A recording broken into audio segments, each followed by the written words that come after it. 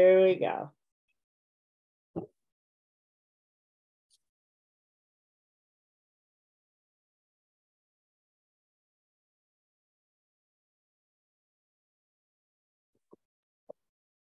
Ho, ho, ho, everybody.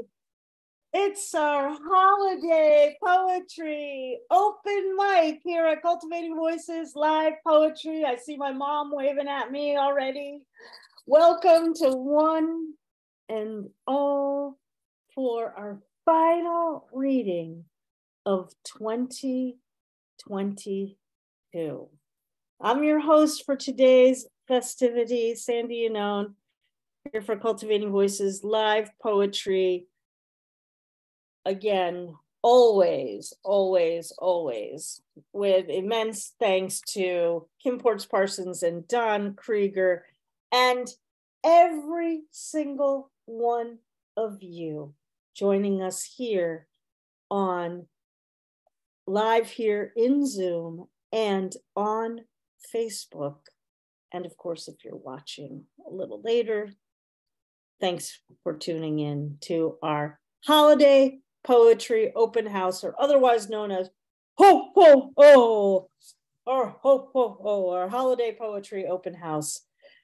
Well, we've been gathering together most Sundays throughout this year, bringing you poetry from around the world, the tremendous, tremendous voices and people here in the poetry community that do so much to encourage, promote, elevate, amplify, share, and build community and the prospects of peace throughout the world, right here on our little Zoom screens on Sunday. I am most humbled to be able to say your names, hear your poetry every, on the Sundays where we have the programs. And it's been a pleasure to be able to now say, here we are for our third annual poetry celebration. Well, let's get to it so that we can hear as much poetry as possible in the 90 minutes that we have together. Folks, obviously, today's theme is the celebration of poetry and bringing peace and goodwill and solidarity to all, spreading peace for poetry, and of course, to take a line from Don Krieger, celebrating our shared humanity. Well, we've got amazing special guests today, but every single person reading today is special. But let me give you a little teaser of who you'll hear from our special guest today. We'll be hearing from Patrick Lodge, Yorkshire, and McDonald, from Ireland, Elaine Nadal, here in the US, Josephine LoRe from Calgary, Lynda V. Crawford from here in the States, and Thomas from right down the street here in Olympia, Washington. And throughout the program, we'll also today have some special holiday gifts and giveaways for a few of you here in our audience. Well, so let's get to it, shall we? Our first reader in the open mic, our open mic readers today, and thank you because you all as well are our special guests. Our first reader for today will be none other than the amazing Bryan Franco. Thank you, Sandy. Well, this is kind of a silly poem, but it's a holiday poem. It's called "'Twas the Truth About Christmas." I hope it doesn't offend anyone. "'Twas the truth about Christmas. 'Twas the night before Christmas, when in the North Pole a strange, mysterious wind did blow. Then Santa's pet emus buried their heads in the snow. The reindeer got loose and ate every dreidel from the Hanukkah bushes. Mrs. Claus got drunk and pinched all the male elves on their tushes. The lady elves later found her passed out in her easy chair, drew multicolored dicks on her face with Sharpies, and cut off her hair. This year, Santa secretly bought a dozen drones to fly presents down chimneys so he wouldn't dirty his suit, making his yearly $1,000 dry cleaning bill moot. He hovered over houses and directed drones with a remote control. He was saving so much time he yelled, "Hell yeah, Santa baby, rock and roll!" What happened next qualified as a Christmas clusterfuck when the reindeer started sporadically dropping from their butts. The Jewish toy broke skylights, damaged roofs, and countless cars. To mention poor Santa's therapy scars. The whole situation caused Santa enormous guilt and shame, despite the fact that the Gentiles learned to play the dreidel game. Insurance paid off damages since no one believed in old Kris Kringle, a fact that made Santa smile and gave his soul a little tinkle. He got home and saw empty schnapps bottles next to his unconscious wife, then told himself that for the most part, he lived a pretty decent life. It was the morning after the night before Christmas when Santa discovered his beloved emus had frozen to death after burying their heads in the snow, which was the tip of an iceberg of traumatic emotional blows. So he plucked their feathers and carved out enough steaks for a year, then fixed himself a sesame bagel with lox, onions, and a nice schmear. While he drank his coffee, he asked the missus about the dicks drawn on her face. She railed about the elf bitches and how she'd put them all in their place. He just smiled at her, nodded yes, and fantasized about changing his name and face, then running off to Rio de Janeiro, disappearing without a trace. Yes, this story is 100% true, and now the truth is out that Santa is a Jew. Thank you. And I would also like to say that my next Cafe Generalissimo is tomorrow. I'll put the information. Thank you. That's Generalissimo, Bryan Franco. And thanks for your contributions this year, Cultivating Voices, live poetry, and for all you do in poetic community. Amazing work that you do, and I've been so grateful when you've been on the program. Thank you. Next are in the open mic. Oh, again, I hope that you were here for her new book showcase reading this year. But if not, of course, you can always go to the recordings, and I highly recommend. Welcome, Marjorie Maddox. Thank you so much, Sandy.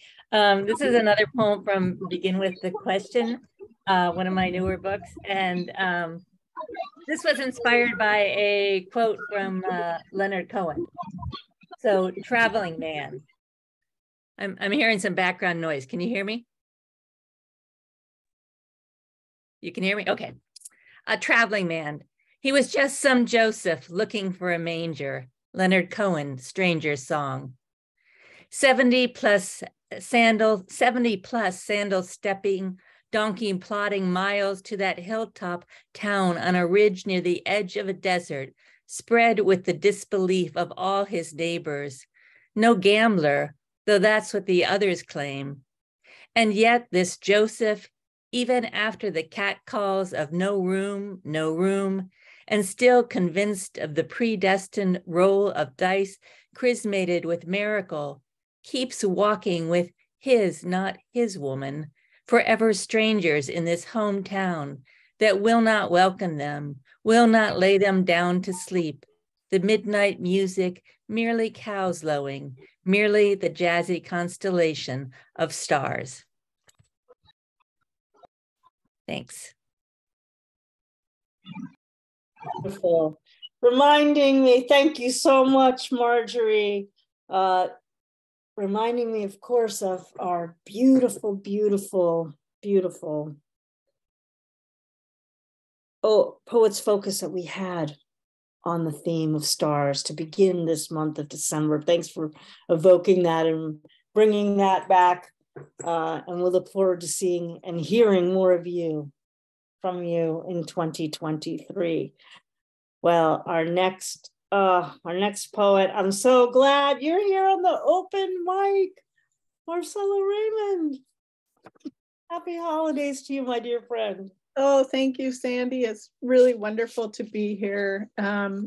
This has been quite a year. I'm coming to you from South Dakota, which is the traditional lands of the Santee Dakota, the Yankton Nakota, and the Teton Lakota people, referred to as the Sioux.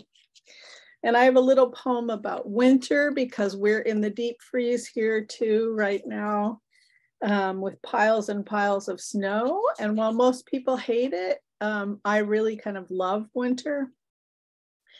So this poem is called In Defense of Winter.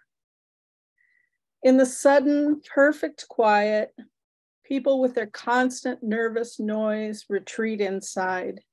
Houses are shuttered, sealed, blanketed. Traffic slows to an occasional hushed, slushing past.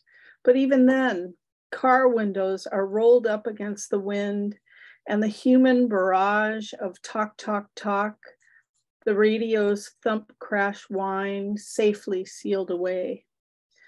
Blue and bitter cold flushes skin with blood, numbs fingers, pinches ear tips. Shivering reminds us we are animals. Our bodies know what to do. Winter purifies, preserves, resets us on its clean slate. Back inside, it's warm, winter's contrast, survival's temporary truce. Breath turns brush on icy windows, every surface a canvas. Into the jeweled night, we don layers, boots, and masks, walk out in the snowdrift dark. We meet one another, dog walker, who keeps to her side of the street, gives a quick gloved wave, moves on. All is reverie, moving contemplation of shapes and signs in crushed diamonds. Moonlight and starlight refracted in a landscape of prisms. The wheel of living and dying returns. Winter freezes all to glass, suspends and wraps in snow, or breaks into our sorrows, failures, decay and detritus, summer strokes that get us nowhere. But prairie people know rebirth only comes from death, and winter's death is tender, peaceful, and blooming with hope. Thank you. Thank you.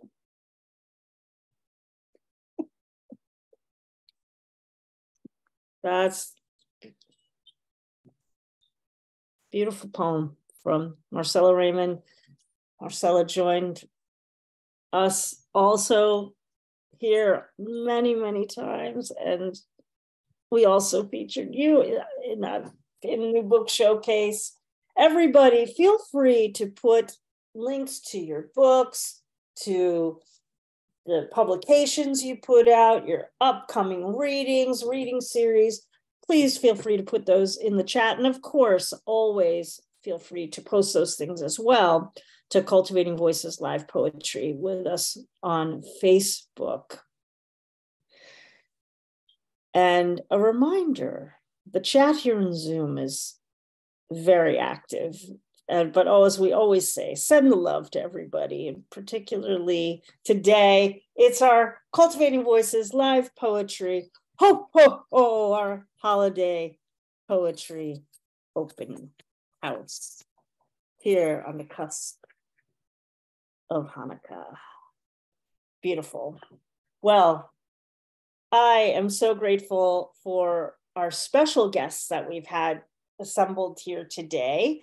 And our first guest, oh gosh, we have, as we said, an abundance of riches, a cornucopia of poetry today. Our first guest today is none other than Patrick Lodge. And I remember hearing Patrick for the very first time here on Cultivating Voices Live Poetry. And for me, it was this moment where I felt immediately connected to a person whom I'd never met and just have continued to just marvel and appreciate the poetry in the community that Patrick creates. A little more about Patrick in the formal bio. Dr. Patrick Lodge is an Irish-Welsh poet whose work has been published, anthologized, and translated into several countries. He's read at international poetry festivals, been successful in the UK and Irish poetry competitions, and won the 2021 Poetry on the Lake short story competition. He reviews for poetry magazines and has judged international competitions. His collections are an Anniversary of Flight, Shenanigans, and the book that we heard in one of our new book showcases, Remarkable Occurrences from Valley Press. His newest collection that he's working on is Arcana. Would you please welcome Patrick Lodge? Dear, thank you very much, Sandy. That doesn't sound at all like me at all, but it's an honor to be asked to read tonight, and many thanks to Sandy, to Kim, and to Don. I think there's a special place in Poets Heaven for you. I don't write a lot directly about peace, but I've chosen some poems which, for me, pay homage to human love, to hope and resilience. And the first one is called Mauerfall, which is German. Literally, it means wall fall, but there's only one wall that fell in Germany, and that was the Berlin Wall. And this was a poem I wrote for my last child, my second daughter, Alice Grace, who was born on the day that the Berlin Wall fell. And I can remember back then such feelings of hope that the world was getting better. Mauerfall. We watch the news from Berlin. Walls fall in Potsdamer Platz. People swarm like woodpeckers, chiseling and drilling, expecting to fly free. Cement becomes elemental, fleshy. It dilates, and the dispossessed push through. Wir sind ein Volk, they sing, tickled at this old world become new. You were only a few hours born, laid like proving dough on my chest, breathing unhurried, eyes closed with womb dreams, for once at rest. Thank you very much. And kind of continuing that theme, this is a poem just called Anea, which is the name of my newest granddaughter. This is a poem about her, Anea. How is it that this joyous beginning encourages thoughts of endings? Inevitable, I suppose. Holding you in two clumsy hands, only hours old, postpartum perfection emerging. It seems stages of this tour are completing, boxes being ticked, batons being passed on, though the cliches are a loose fit. Naked you may have come into this world, but never alone. As for me, I'll take my leave in old pajamas or a baggy hospital gown, knowing less than you do now, and who knows what draw I'll be at the final curtain. Here's me slowing down, humping the debris of decades. They were right, it's a drag. But you, from that first slick slide into the light, into your becoming, you can only accelerate from here. A million neural connections a second, sparking crosses in this synaptic bingo game. Your mouth, already an O of wonder. Your eyes, perfect sky, limitless. Going in and out of focus, looking for clues. Then suddenly staring at me, like it could, after all, make sense. Here, Anea, let me look in my bag. Find my best day of the 25,000 odd I've managed to lose someplace. You can have it, a gift, something to start you off with. And the final poem I'll read is one called What Remained. And it's a kind of love poem, I suppose, to a fellow poet I met at an international festival in Kosovo. And there are references in it to an event from 1803 in the Greek War of Independence, when Greek women and children trapped by Ottoman troops, Turkish troops near Zalongo in Epirus, rather than submit, decided to turn towards the cliff's edge with their infants and dance one of those incredible Greek circle dances over the edge, one by one, rather than submit to the Ottoman troops. This is called What Remained, and it's for Marilena. All the flight, I watched your smile, even at takeoff when all is suspenseful, when past and present mock each other's pretensions of confidence. I looked at your eyes too. They were deeper than Lethe, never chill, but I could not forget anything. Certainly not the women who looked like you, as you stood on the vineyard roof close to the brink. The women who held hands to dance in circles to the cliff edge, singing for themselves alone in love, not desperation, whose eyes, though, were dead, whose smiles were fixed against a worse world, who placed their hopes only in the sustaining lightness of air, like that air which held a tiny cloud far below the plain, so lost between sky and parched earth that I had to stare hard past the wing into the vivid sun, flooding the world with carmine, so as not to cry for it. And for what remained, so light it could not be kept hold of.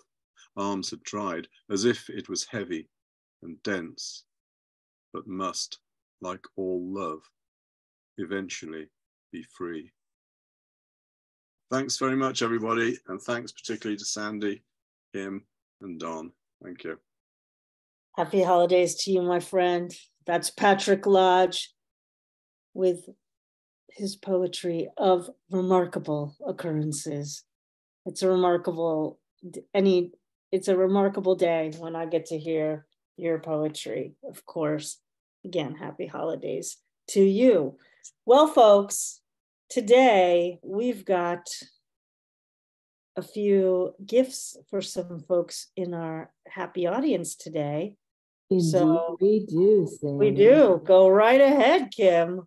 So our guest readers are going to help us with some of these. Patrick, please choose a number between 1 and 10. Oh, there we go. I'll go for my lucky number of 7. 7, okay.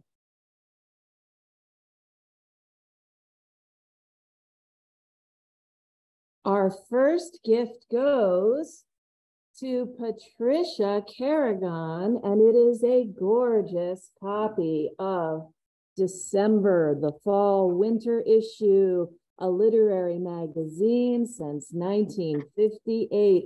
Patricia will be in touch after the program to send you this gorgeous magazine for your enjoyment. And that is our first prize. Thank you. Congratulations, Patricia Carragon.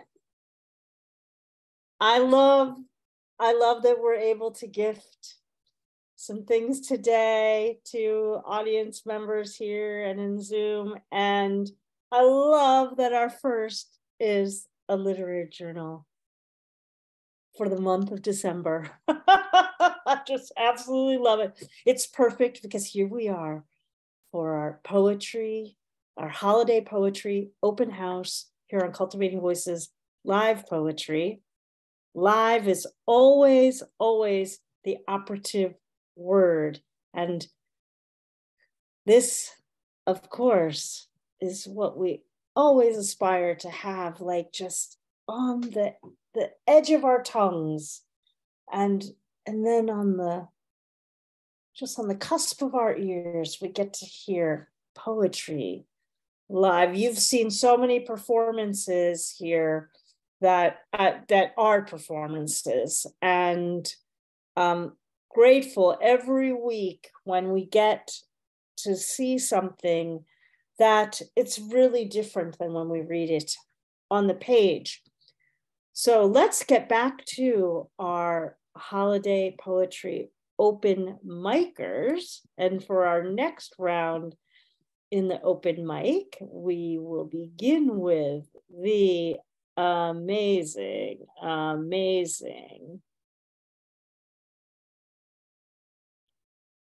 Giulio Magrini. We heard from Giulio in our new book showcase this year, also from your fabulous collection, The Color of Dirt. Happy holidays to you, my friend. Joining us from Pittsburgh. And folks, yeah, share where you're joining from too, because I love everybody to know where we're hearing voices from on the program. Thank you, Sandy. Happy holidays to everyone from Pittsburgh, Pennsylvania. I've selected today, more and more, I see my father's face in my own. This is for the images you see and the faces of your family. Vivono per sempre in noi, nei nostri campi toscani. They will live forever in us, in our Tuscan fields.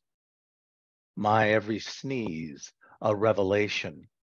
Papadino's reemergence from death escapes with the sound of my resurrected gasp. From his throat, lips, and tightened face, he lives in my skin as before, but not the facade alone. My aging cause wonders of his discontinued comfort as I nightmare through darkness. The lurking fiend senior living examines my restless sleep. Bouquets of urine get stronger, partial and faulty memories bash in chaos with mercy. Papadino's smile and sneeze and his manner of living carries our lives both in death and in my withering body. His simultaneous dead sound through me, still alive and annoyed at the offered blessings. My plotting expressions are all I have left, and these memories stuck in my person and the person of Papadino, his puzzle of death living through me, as I most certainly degrade to his status, slipping to a union with his love. Who will I transfer my sneeze, my smile, my motions to? The answer is what? Bequeathed wisteria gardens of Firenze, poppies of Castiglione della Pescaia. I will join Papa and converse with our tall cypress friends to examine our intimacies forever. We will be what we become eternally, near Montalcino, discussing the wines that year. There will be no loving traces in form, our mortal bonds released to the sentinel eyes of Bougainvillea to observe the tourists as they weave delight amongst us. My sunflowers and fields of wonder gather their amber storm of waves to shine love on a moving other, and we all shall rest on the raptured couplet of Papadino e suo figlio Giulio, vivono per sempre in noi, nei nostri campi toscani. Papadino and his son Giulio, they will live forever in us, in our Tuscan fields. I love you all. Oh, that is just stunning. That is stunning. Giulio Magrini, everyone. I send love and grazie, grazie, grazie, grazie, grazie. Happy holidays, my friend. I'll see you in the new year. Well, our next open mic reader, I believe this is her debut reading here on Cultivating Voices, but she is no stranger to the Zoom room. She's very dedicated Cultivating Voices live member. None other than Carol Yannone. I'm so excited that you signed up. Well, I decided it was now or never. So you are the poet in the family. I don't want to take anything from you, and I don't think I can. But all the years you studied, I watched you and didn't have time to write my own poetry, bringing up 3 children and working. And this poem that I'm reading today is actually one that I won an honorable mention for in my high school. It was called the Poetry little workbook. I don't know if it can, there it is. I don't know if I can get it not to show well, but I mean to show well. But I'm actually following the theme of the stars, which I couldn't find this poem that week.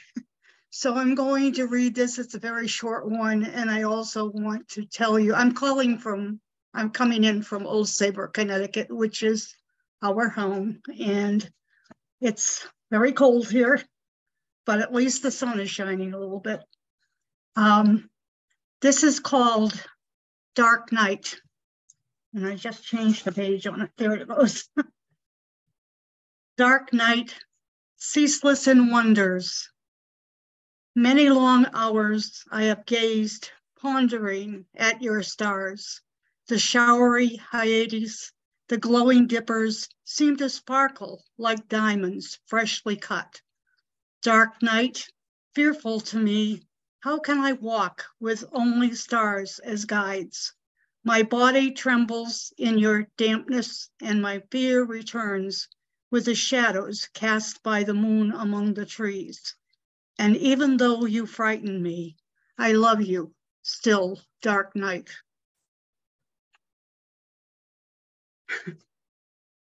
Thank you. Everybody, you have witnessed the debut of Carol Yannone's poetry here on Cultivating Voices live poetry. I'm like kind of choking up here, but thank you. I love you so much, and thanks for reading the poem. What a gift to our community today. Thank you. Thank you. Oh my gosh. Okay. I don't know why that poem only got an honorable mention. I'm just saying. All right. Next. Great debut. Come back and read again in the open mic. We go to our Artful Dodger, Harvey Soss, who, again, so many memorable readings from Harvey this year. I'm so grateful for your dedication to this group. Happy holidays to you. Thank you. Same to you. And how can anyone fail to be knocked out by the 1-2 punch of the Yannone family? Yeah. Hard to follow that and stay on my feet. I've posted, for those of you who aren't aware of it, an invitation to the next, I guess, chapter of the Artful Dodgers open mic series, which I host from Brooklyn, New York. Probably it will be on the 3rd Saturday of the month. Sometime during the week, I'll probably put it on Eventbrite, but I hope you'll join us. This one is sort of dedicated to those women who work behind the scenes to stitch together peace efforts. I had forgotten that I wrote this when I was looking for something peaceful among all my warlike rumblings. But it's called Modesto Knitting Circle. During World Wars I and II and the Korean dust-up, they would send mittens to our boys. courtesy of the Modesto Coven. Of such softness and quality, government procurement agencies might justly be accused of prolonging conflicts in order to obtain more woolly accessories. After Katrina, with its breaching of levees, the Army Corps of Engineers, hands half frozen from plugging dikes, found warmth in these ladies' gifts, shared with aid workers, tasked with beating back a tide of homelessness, the sudden impact of too cool jazz seemingly gentled by wool gauntlets. Recipients have been known to compare the experience to stroking kittens, others to incomparable sex. Modesto's trippy den mothers, needles kept within easy reach like sticks of heroin addicts, are ecumenical in their approach. One moment knitting black and yellow bee-striped sweaters, and the next, "Don't tread on me" needle points for survivalists. Of course, in the absence of any newsworthy catastrophe demanding of their skills, a rare occurrence in California's Central Valley, what with its mudslides, fires, and floods, each grounds for a knit and purl. They also churn out magical hats, scarves, and booties, pending the arrival of those walnut-sized nieces and nephews foretold of by psychical sonograms. Along with the odd shawl for unregenerate hippies living out of their vans. It seems that all the colors of the rainbow and then some lie curled at their feet, virgin balls of yarn waiting to be fashioned into this or that maxim, an accepted principle of conduct or aphorism set into a wooden frame, like "keep it simple, stupid," which generally they did.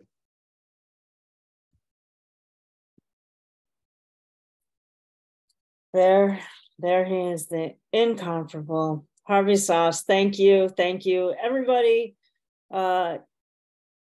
always check out Artful Dodger. I hope in 2023, I will have more time to be able to join myself, because I'm really eager to participate in your reading series, and thanks for all that you do. And again, thank you for all that you contribute here. As I mentioned, so many memorable readings during this year on Cultivating Voices. Very grateful. Thank you, and a happy holiday to all of you. Happy holidays to you. Well, folks, it's our holiday poetry open house, and we're hearing from so many special guests, but we've also invited a few people to feature for the program today. And my next guest, I'm so grateful that that Anne McDonald could join us. You have heard Anne read from the very first weeks of Cultivating Voices live poetry, as well as she participated in a new book showcase. And it's just always a pleasure when I get to see Anne, and I cannot wait to meet Anne in person. I just, really all of you, I can't wait to meet in person. I've met some of you in person, of course, but I look forward to that day. Well, a little more formally about Anne. Anne McDonald is an Irish poet who believes that poetry can break down barriers and help us share and understand each other's experiences of walking in this world. Her first collection, Crow's Books, which we heard in the new book showcase here, and we were hearing from those poems when she first appeared here on Cultivating Voices Live Poetry, was published in 2021 and includes the award-winning poem, Whose Coat? I'm sure that if you've been watching, you remember hearing the poem. I've never forgotten the poem. I love this poem so much. Her second collection, Clothes Peg in My Pocket, will be published in June of 2023. How exciting, something to look forward to in the warmer weather, Anne. Welcome and happy holidays. Well, thank you so much, Sandy. It's hard to believe here we are 3 years on, and I have great memories of you standing in, I think, a field in the wind, reading out the notices in the early days. And who would have thought that here we'd be a kind of a global phenomenon set up by yourself and Elizabeth Ann and Don and Carol. And I'm so touched that you invited me to come tonight. I really, really am. It's such an honor. And I've taken a little bit of liberty with the brief because most of my poetry is written about women of a certain age, making peace with themselves or the world they find themselves in.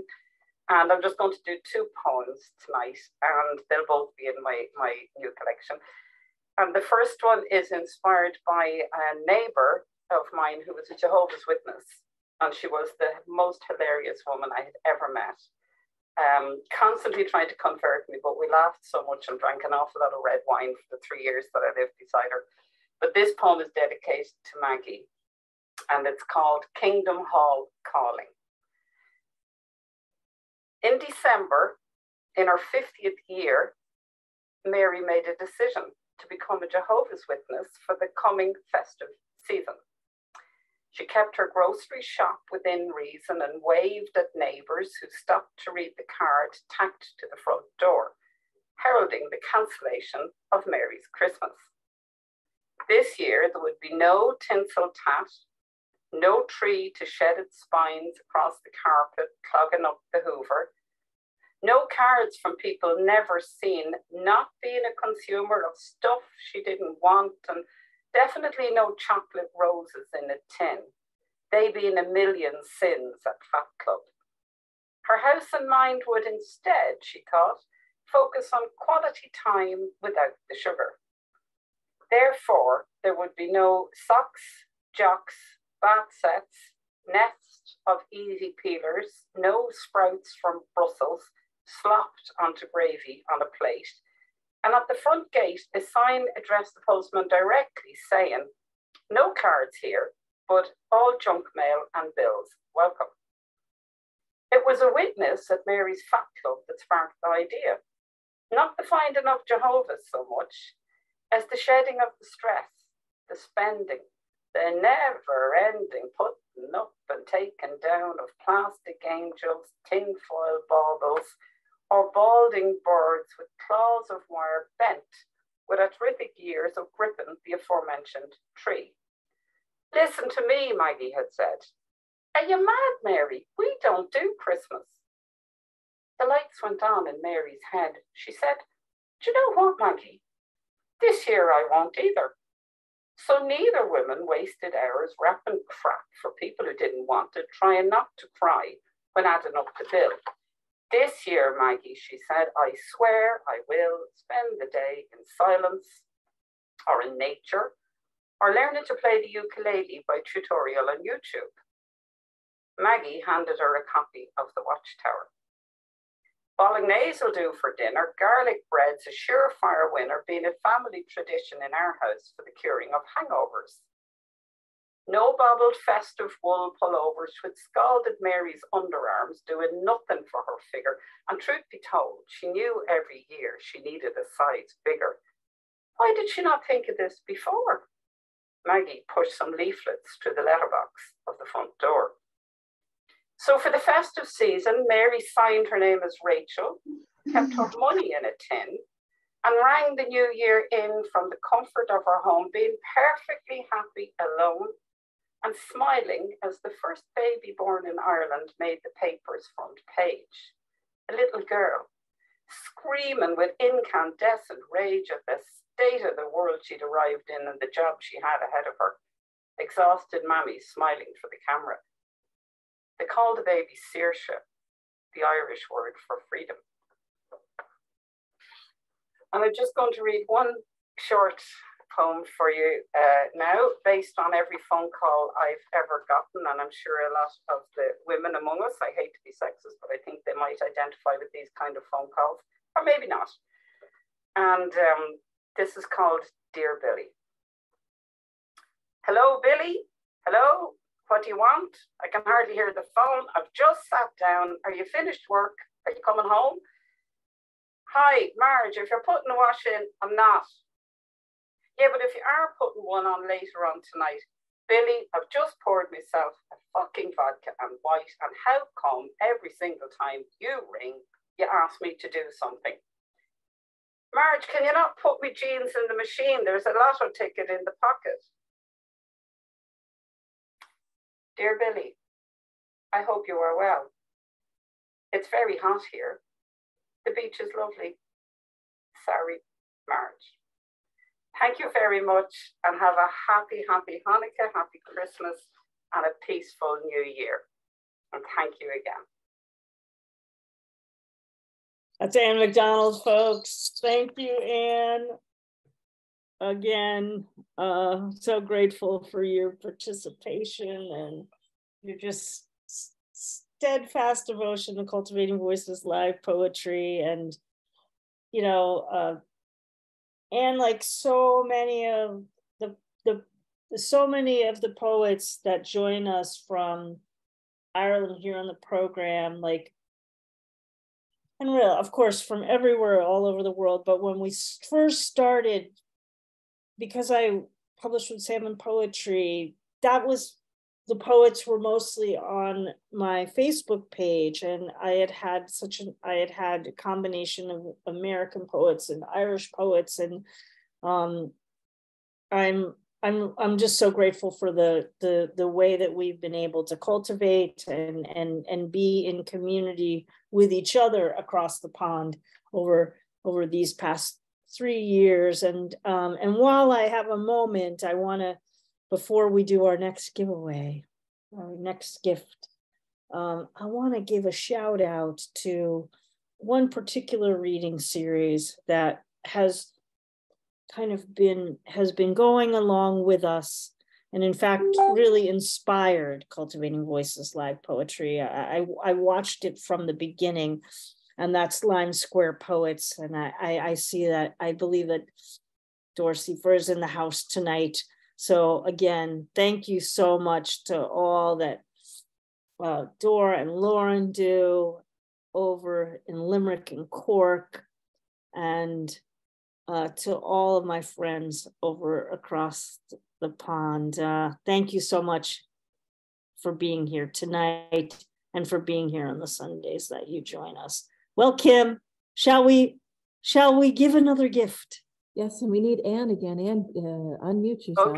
Okay, so what's happening, you guys, is I'm randomly using different strategies with the number they give me to choose random winners from everyone here in the Zoom. A little later on, I'm going to check and see what's happening on the Facebook page, and maybe we can pick out a winner from there as well.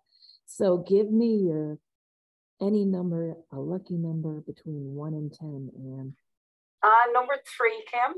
Number 3.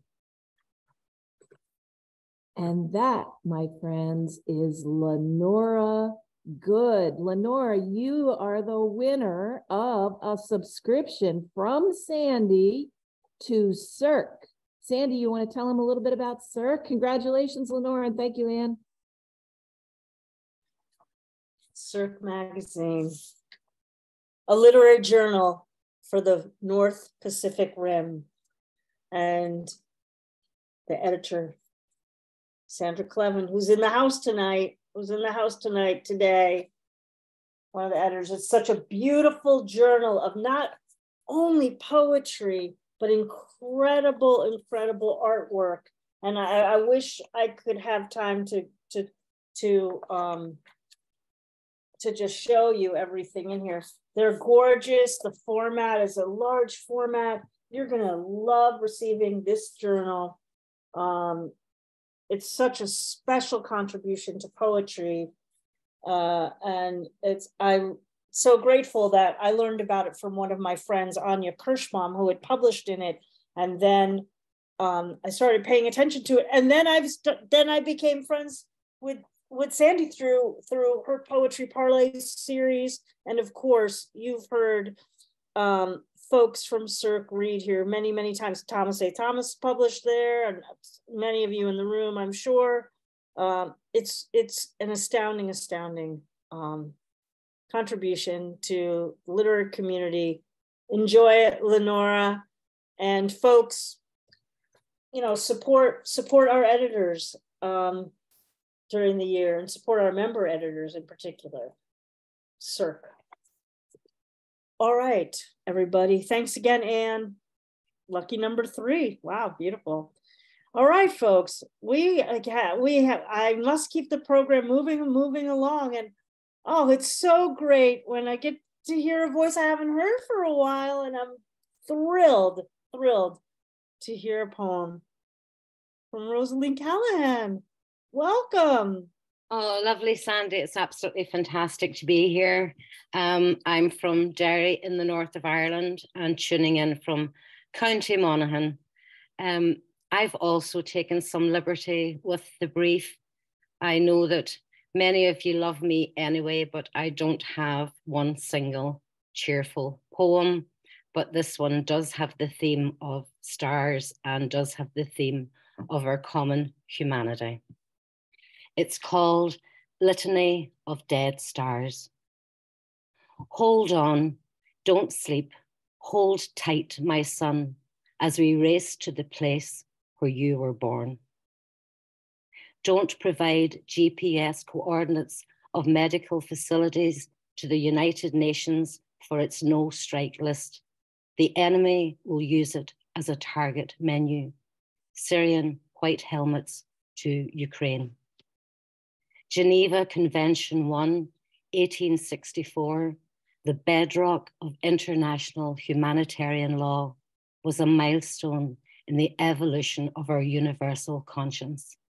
Subsequent conventions and protocols track the corresponding evolution of warfare and update the rules accordingly to stem its atrocity, to curb its barbarity. The rules of war are clear. The rules of war are under attack. Civilian hospitals may in no circumstances be the object of military attack. Kunduz Trauma Center, airstrike by US AC-13OU gunship. Al-Ikhlas Children's Hospital, airstrike by the Saudi-led coalition. Al-Sukur Trauma Center, airstrike by the Syrian-Russian coalition.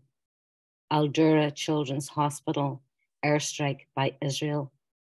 Mariupol Maternity Hospital No. 3, airstrike by Russia. The litany of dead stars is long, and so it goes on and on. The worst weapon of all, a world's silence, or the ratified states' soporific sentiments of serious violations of humanitarian law, or the United Nations Council's failure of robust, sustained scrutiny. Targeting hospitals is a war crime under the International Criminal Court statutes. We can sleep easy in our beds with its one successful prosecution. For all its guff, the World Health Organization is a study in timidity. In the face of horror, we must discover how radically compassionate we actually are. Denounce every illegal act, whether by nations we regard as hostile or not. Whose eyes shall see the last hospital in the world if Geneva is left to drown in the Rubicon? There's only space in this place where you will die, my son, and our hospitals rubble, bloodied, blown out, bombed. Thank you.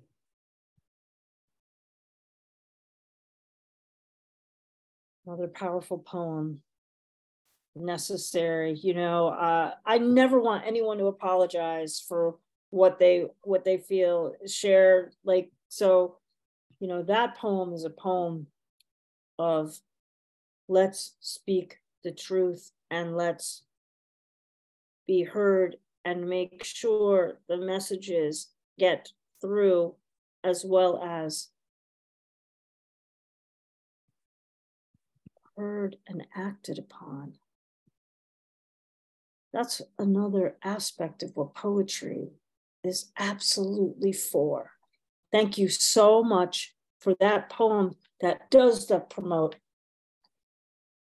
poetry of peace in the face of war, as well as where we head when we consider what it means for our shared humanity.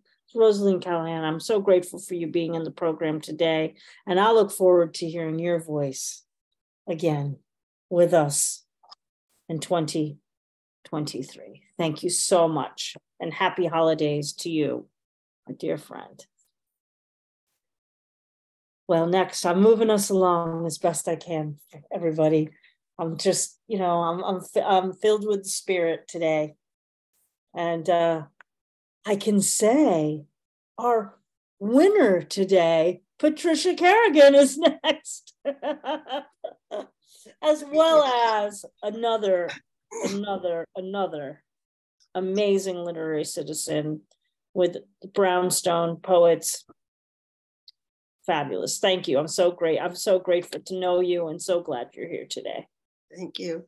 Thank you. I'm going to try and manage to speak. I had a coughing fit earlier. This is for the season. Do this. It's a haiku sequence. Can I share the screen? Are you able to do that? I'm going to try and read it the best way I can. My voice. It's very funny. On Christmas Kitty Coo. Kitty's reflections. The Grim Reaper sights more ornaments. Kitty on treetop. The angel of death surveys damage below. Body parts of balls scattered across living room. Kitty blames dog. Demolition Kitty bulldozes Christmas tree. Tim Burr. Sorry, I just lost my voice completely again. Thank you. Merry Christmas. Happy Hanukkah. Let's hear it for the cats. Let's hear it for the cats. That's Patricia Carragon. Thank you so much. I wish I could give you a Manuka honey drop for your throat. Some tea, perhaps. Anyway, happy holidays, my friend. Thank you again for everything. And I look forward to hearing more of your work. Patricia also read in our new book showcase from a hybrid work, novel poetry, and and is often a very, very animated member in our open mics. So great to have you here. Well, next we go to two winners back to back. Lenora Good. Hi, Sandy. Hi. I'm so jazzed. I love Cirque, and though I'm not on the North Pacific Rim, I am in Washington State in the desert side, the town of Kennewick. I have one Christmas poem. I wrote it a bazillion years ago, and it was for my then most favorite poet, The Gift, for Paul Monette. The stars so bright, the night became almost day. Figures of shadow gray showed true colors as they made their way from fields and towns and cities to lay their prized possessions in homage to the king, asleep on the sweet straw of an old feed trough in a rough and humble cave. Some brought spices, some brought gold, some brought jewels, some brought song. All brought a valued gift to lay before the babe, only to discover when they left their gifts had been returned tenfold and more. The gift of love. Thank you. The gift of love, indeed. Here on Cultivating Voices Live Poetry. That's Lenora Good. You know, I'm thinking that we began the month of December with our poets' focus on the theme or the word stars. And really, I absolutely feel the extension of that reading. Have felt it throughout the entire month of December and featuring prominently today. It's almost like Stars Part 2. Well, beautiful poem. If you're not familiar with Paul Manette's work, poetry, and also such a moving memoir called Becoming a Man. I love his work. Thanks for bringing Paul's voice into our consciousness today, Lenora. Well, we move next to another of my dear special guests today, but honestly, everybody, thank you, each and every one of you. You're all so special. What a beautiful tribute to poetry and our love of poetry today. My next guest, you heard Elaine just also a few weeks ago in an incredible reading in our new books showcase. And I didn't want to wait. I didn't want to wait a long time to hear you again. So we brought you right back. And I'm so grateful. Happy holidays to you. Hi. Hi. Let me tell you all a little bit more about Elaine. And again, folks, those new book showcases are devotedly curated, posted by Don Krieger every Sunday that we have a program for your viewing pleasure. I go back to them often. And if you've not caught the readings where our guests have read, you can go back and see them, and I highly recommend them. Well, Elaine Nadal is one of those poets that I am grateful to have had on the new book showcase and be a part of Cultivating Voices Live Poetry for a time. And here's a little more. Elaine is a Pushcart Prize and Best of the Net nominee and is the author of 2 poetry chapbooks. We adore, and promote chapbooks here on Cultivating Voices Live Poetry. Her 2 chapbooks are When and Sweat, Dance, Sing, Cut, both published by Finishing Line Press. And I've met so many poets for Finishing Line Press that we've had here on the program as well. And shout out to that press for the voices that they bring to poetry. Well, Elaine's fiction and poetry have appeared widely in journals and anthologies. And I'm so grateful to have your voice back on Cultivating Voices Live Poetry today. Welcome and happy holidays to you. Thank you so much. I'm so excited to be here. Hi, everyone. Happy holidays. My first poem is about music. Music brings me peace. So this is called To the Saxophone Abuela brought from my aunt, who later passed it on to my mother, who handed it to me. If I knew how to write a note, I would write one to the saxophone I used to play in my youth. I would write it in pen and include the smudges and crossed out words. I would write it near a window at 5 o'clock in the morning, the same time Abuela would wake up to say her prayers. I would establish a pattern, a rhythm, and perhaps begin it with a statement identifying myself. Not a question like, do you remember me from high school? But something much more profound. I would express my gratitude for jazz and swing, improvisation and freedom, risk and candor, passion and heart. I would confess how its tone, color, and language have taken my breath away and illuminated my path. My beloved instrument is worthy of a ode, both flowery and rugged, and if I could, I would write one with conviction and remorse. I would offer an apology for my neglect. I wouldn't mention our disagreements or complain about it squeaking. I wouldn't try to explain that I let everything go because I was a little bit lazy and felt inadequate. My heart has been offbeat. There are so many feelings I wish to release. I wish I could explain that I wasn't disenchanted by its old age or the dent in its bell. I didn't want to change it. I didn't want to repair it, for the dent was evidence of struggle and hard work. And Abuela knew it would mark us forever. Ave Maria, if I could only write an ode, I would remind my esteemed saxophone how it was chosen, how Abuela saved money from her 3 jobs to give us music so we could create our own. I would propose a new beginning. I would end it with what I've learned.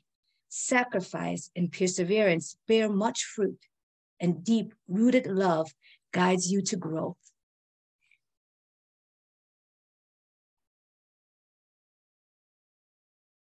This next poem is called Music. It's a recent poem that I wrote, and it's my love letter to music. I forgot I had known you.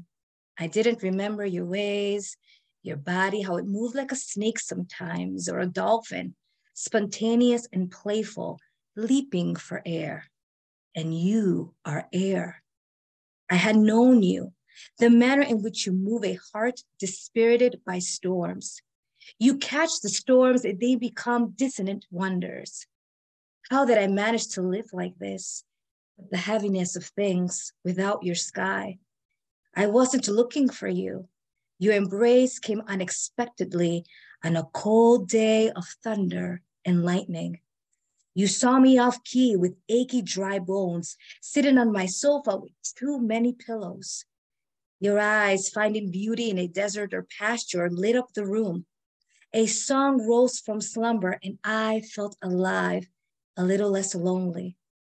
I will cherish you. I will take the debris, the roots, the particles, the pockets of joy, the butterfly and the cocoon from which it came, and I will turn it all into breath, into life, into you. Thank you so much. That's the amazing poetry and music, the music of Elaine Nadal. I cherish your voice, truly. I cherish your voice. Thank you. Happy holidays to you. And before she goes, she needs to help us choose the next winner. Absolutely. Here we go. Another okay, gift. Elaine, give me a number between 11 and 20. 19. Okay. I'll be right back with that winner, Sandy. All righty. Well, folks, again, thank you for being with us here on our Holiday Poetry Open House. We're hearing the voices of folks from all across our time zones here today and spreading a little holiday cheer and also amplifying message of peace and harmony and our shared humanity. It's all here in this room, isn't it? When we gather every Sunday, we actually get to practice shared humanity here through our poetry, here on Cultivating Voices, live poetry.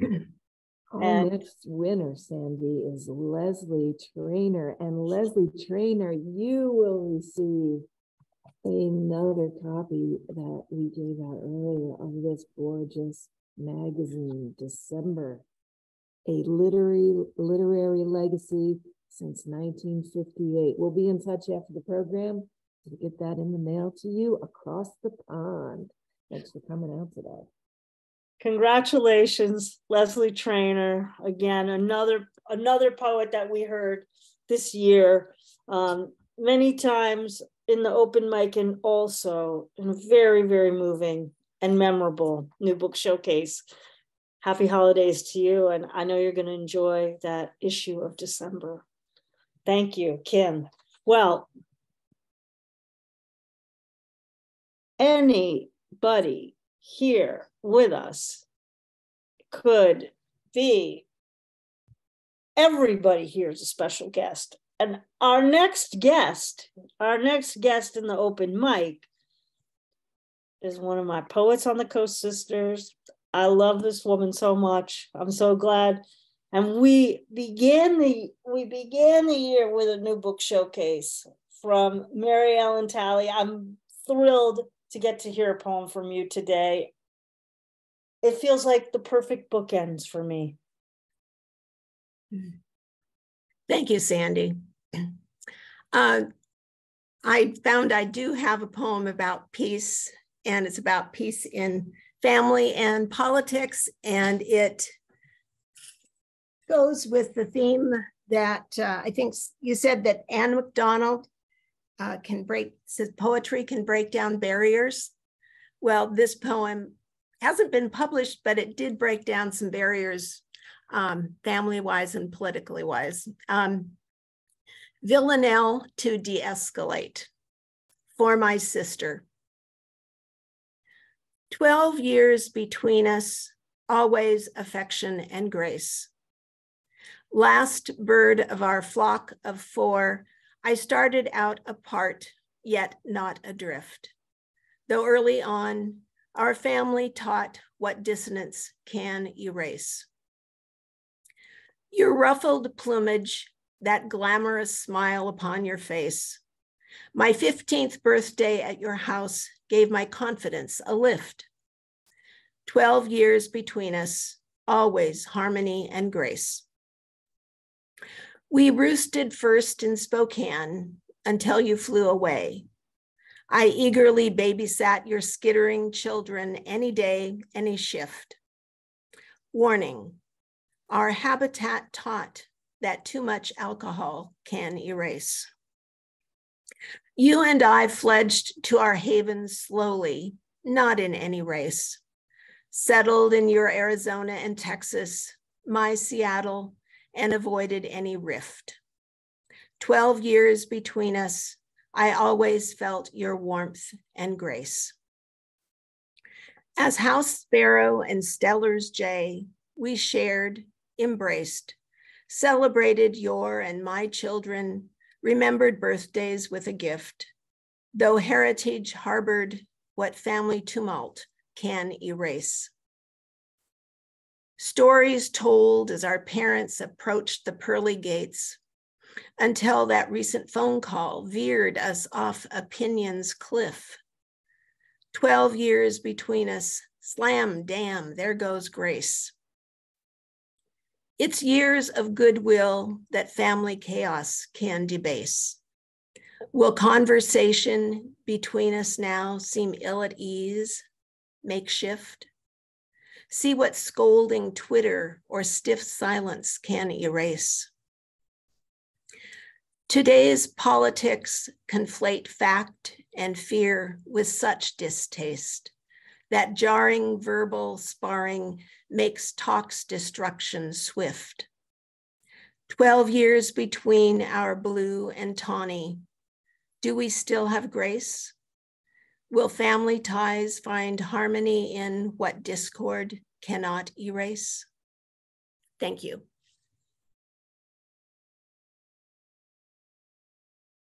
Wow, Mary Ellen. That is Villanelle.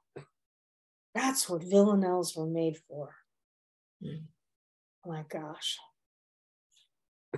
Thank you.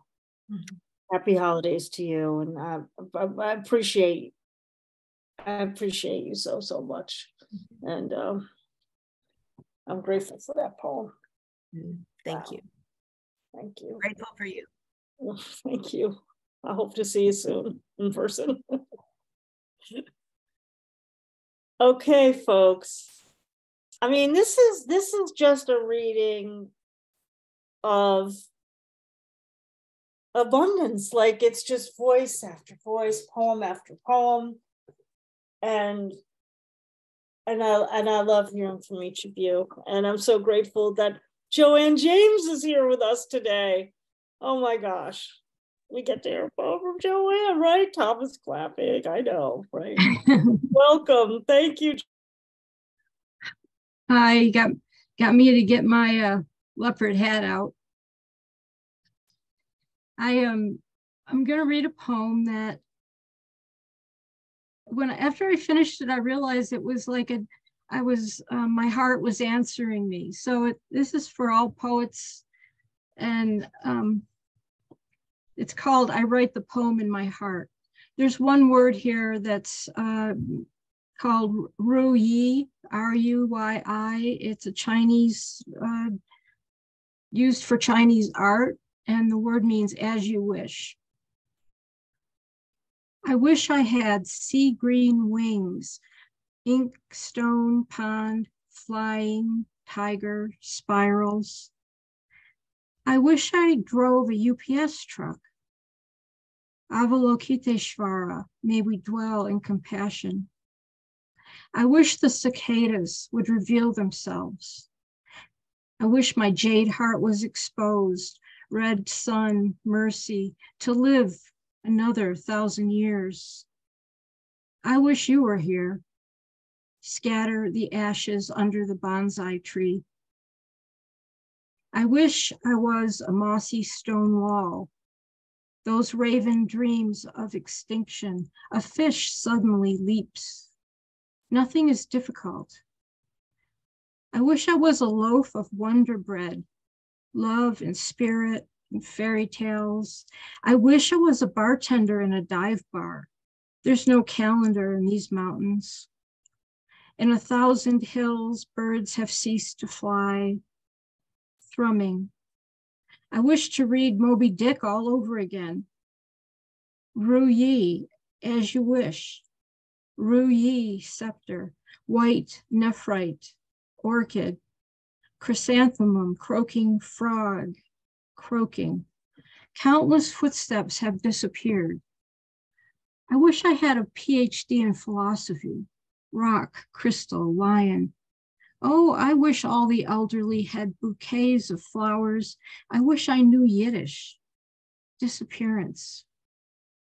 I wish you'll always remember me. The shade of yellow also happens to be a rare hue.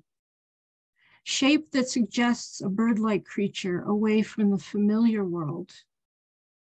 Fragile bones from owl pellets scattered on pathways. I wish I was a golden mosaic shining. Thank you.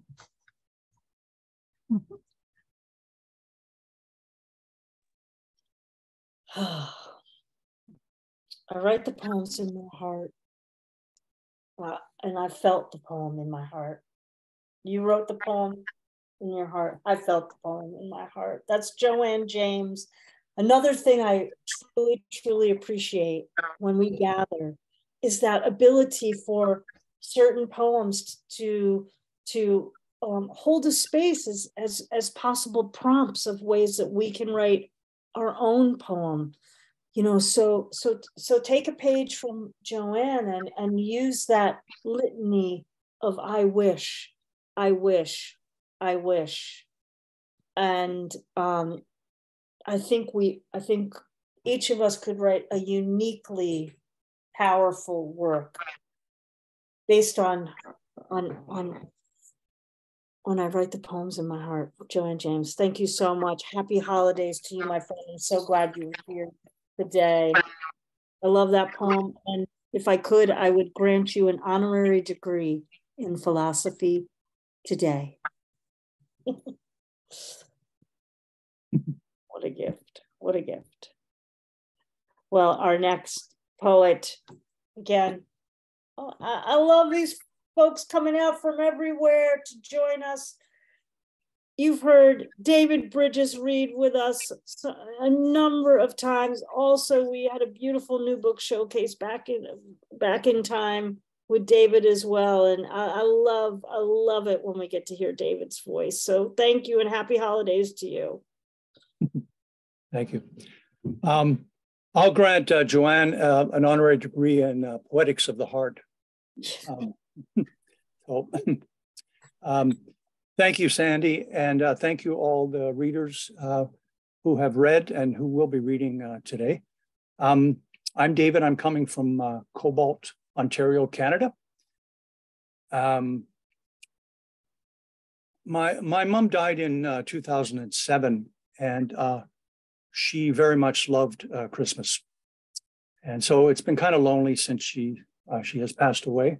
My father has passed away too. And a couple of years ago, at Christmas time, I just looked above the kitchen stove on the shelf, and I saw something that reminded me of her passion.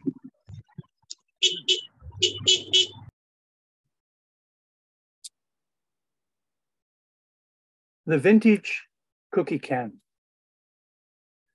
After Grandma's passing, her daughter on the next street inherited her traditional cookie can. Since Mom's death, the red-lidded round can with oriental font orange letters spelling cookies rests atop empty our pine kitchen cupboards. Masterful hands once crafted dozens of peanut butter, gingerbread, chocolate chip in a venerated kitchen of spicy delights. Coming home hungry after school, if time bright, we'd be granted one soft treat from her baking sheet. Letting goodie gifts harden, a layer of wax paper covered its bottom before they're safely stashed away. Christmas is near, but no turquoise sprinkle shortbreads warm the old cookie can, dearly missing its matriarch. Grateful family ghosts inhabit this museum of sweet crumbs, exhibiting a household treasure. A canister of love from a heart whose oven was always on.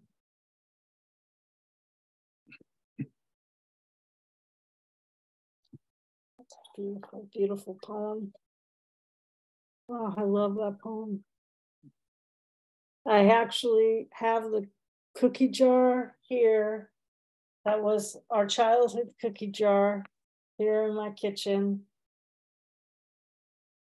And I will always now, every time I look at that cookie jar, think of your poem and think of your mother.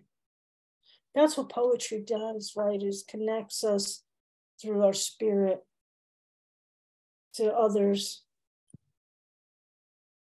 that have passed and will join us in the future. It has that ability to span space and time and memory.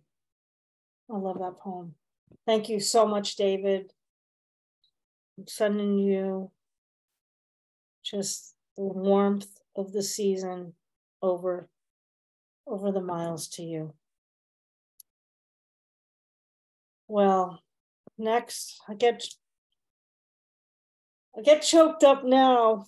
I mean, that poem's beautiful, but when now I think of who's reading next, our next special guest. Josephine LoRe has been with us, like Anne McDonald, right from the beginning, right from the beginnings of Cultivating Voices Live Poetry. And I still remember first time you came on the program, we laugh about it, not because of the poetry. The poetry has always been stunning, astounding, mesmerizing, unforgettable. But because you were having some issues, as so many people did, but like you were upside down and turned around. yeah. It was like, well, everyone, your world has been changed by hearing the poetry of Josephine LoRe, as certainly mine has over these 3 years. And I'm not only grateful to have you as a guest, but I'm like as a friend, like just a friend who is in my heart always. And I wish I lived next door to you. Like I just wish like I was in Calgary. I've thought about moving to Calgary just so like I could be hanging out with you all the time.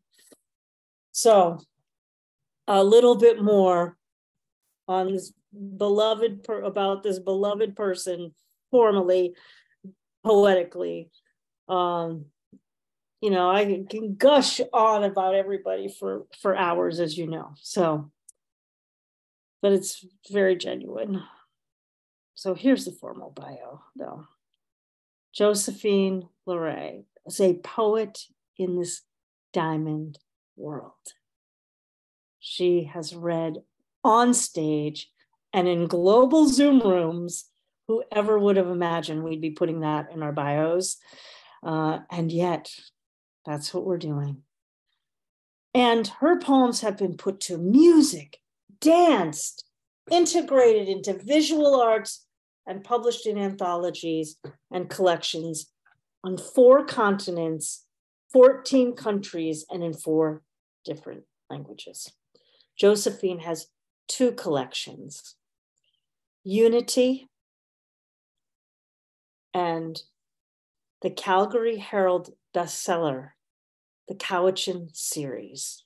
Of course, as with Josephine and all our poets, check out their websites, certainly purchase their collections. My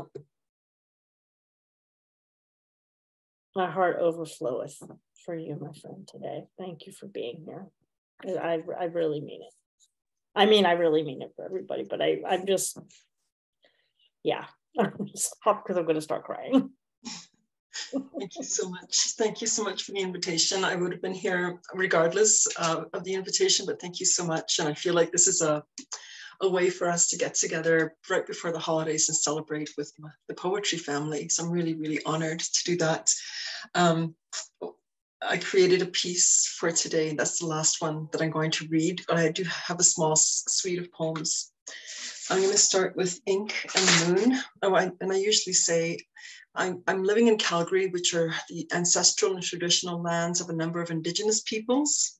And I would like to acknowledge them and thank them for bringing culture and poetry to the land, the Piikani, Siksika, Kainai, Nakota, and Tsuut'ina.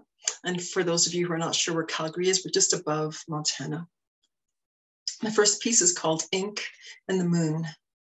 Cradled on canvas, ink stains fingertips, deep as night, while the moon spreads her splendor, softening the path of stars.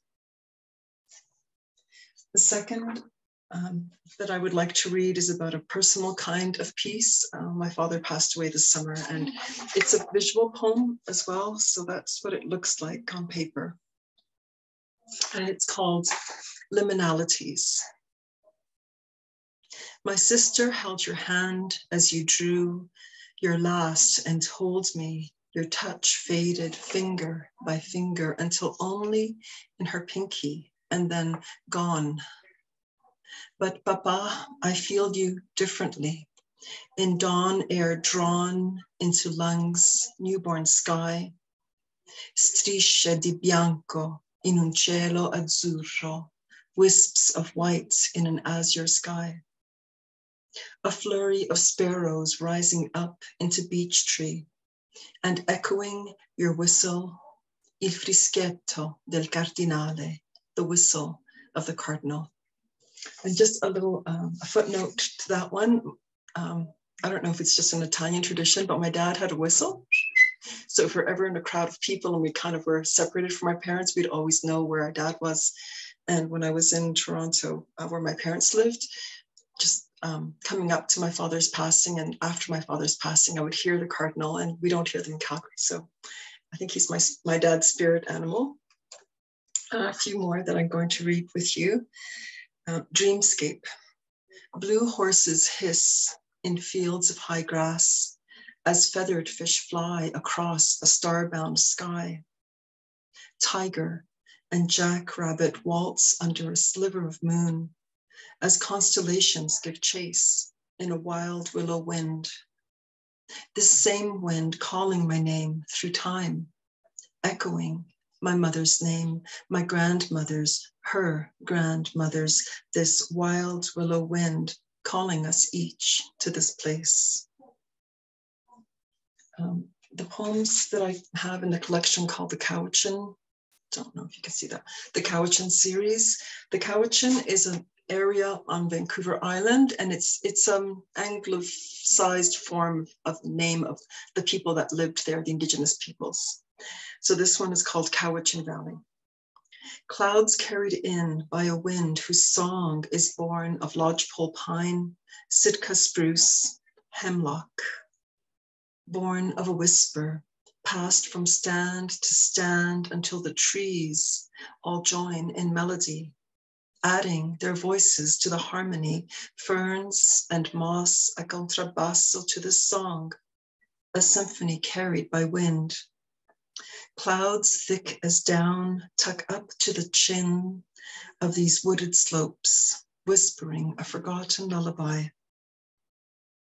Close your eyes, O valley of the Cowichan, the Messachi, and receive the blessing of rain.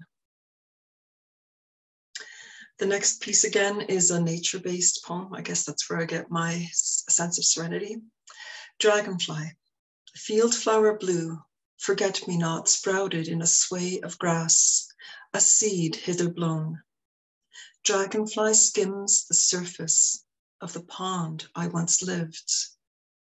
How magnificent the mating of electric blue. 2 bodies, 4 wings hovering, the stillness of water. The next piece was inspired by Pablo Neruda, who wrote, and my apologies for my pronunciation, Escóndeme en tus brazos por esta noche sola. Hide me in your arms just for this night.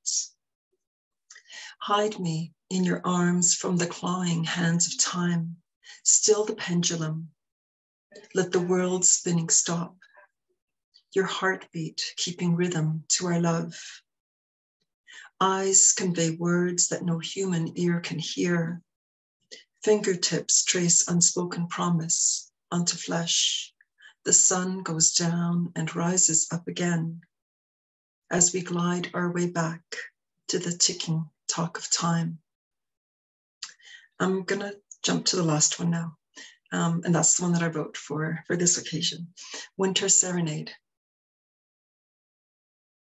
A hush falls like snow from this midwinter sky, sound half absorbed by gray lights. Warm yellow glow, the windows of home illuminate longest of nights. The suspended stumble of stars, an answer to unuttered prayers. Answers, solace, solicitude, the suspended silence of stars. The blue, bashful woo of a low-hanging moon, the slow yellow glowing of home. Shadows absorbed in the mauve-tinted light, as a hush falls like snow, oh, this midwinter night. Thank you so much, and happy holidays to everybody. That poetry, the lyrics, the lyrical beauty. Poetry of Josephine LoRe. We get to hear voice after voice after voice here on Cultivating Voices, and I can't imagine kind of now my life without these voices that I've been able to hear, that I would never have probably met Josephine, but for these strange little squares on Facebook. And I am so, so grateful for these connections and these poems. And I believe, like me, you all come to this group for the sustenance that it can bring, in joyous, but also difficult and challenging, and dare I say, us sharing our grief with each other in ways. So I just thank you for your heart and your poetry. And I send you so much love over these holidays, and give your mom a hug from me. And help us choose the next prize winner, Joe. Yes, I know. It's time. We've got to. I need a number between 11 and 20, Josephine. 17. All right. Thanks, Kim. Says with lots of confidence, 17. Folks, you know that I have a penchant for the epic reading, but we usually now do about a 90-minute program, and we're going a little over, but it's because it's our holiday. Yes, and we have a winner here. We have Mary Louise Kiernan as our next winner, and she will receive from our wonderful member, generous and kind and fabulous, the fixed and free quarterly. Thank you, Billy Brown, for giving the next year's subscription, right? Or is it 2022 subscription? We're going to send that out to you, Mary Louise. Thank you. Enjoy. Woo! Congratulations, Mary Louise Kiernan, and thank you so much, Billy Brown. One of those hearts from Albuquerque. We've got some New Mexican folks here in the room today. I saw John and I saw Bill Nevins earlier, and John Roach and from Jules Poetry Playhouse, and we love our connection with poets in New Mexico. You've all been a tremendous contribution to poetry throughout the pandemic. Billy and John, and I was telling Kim earlier, just a little shout out to Billy Brown, that Billy, you almost got me to sing a song today. I'm not going to do it, but I thought about it, because how you come on and sing songs from time to time. So again, thank you, Billy Brown, for that. The subscription that'll be going out. Mary Louise Kiernan, again, another one of our members who gave it a tremendous reading in our new book showcase just the past month.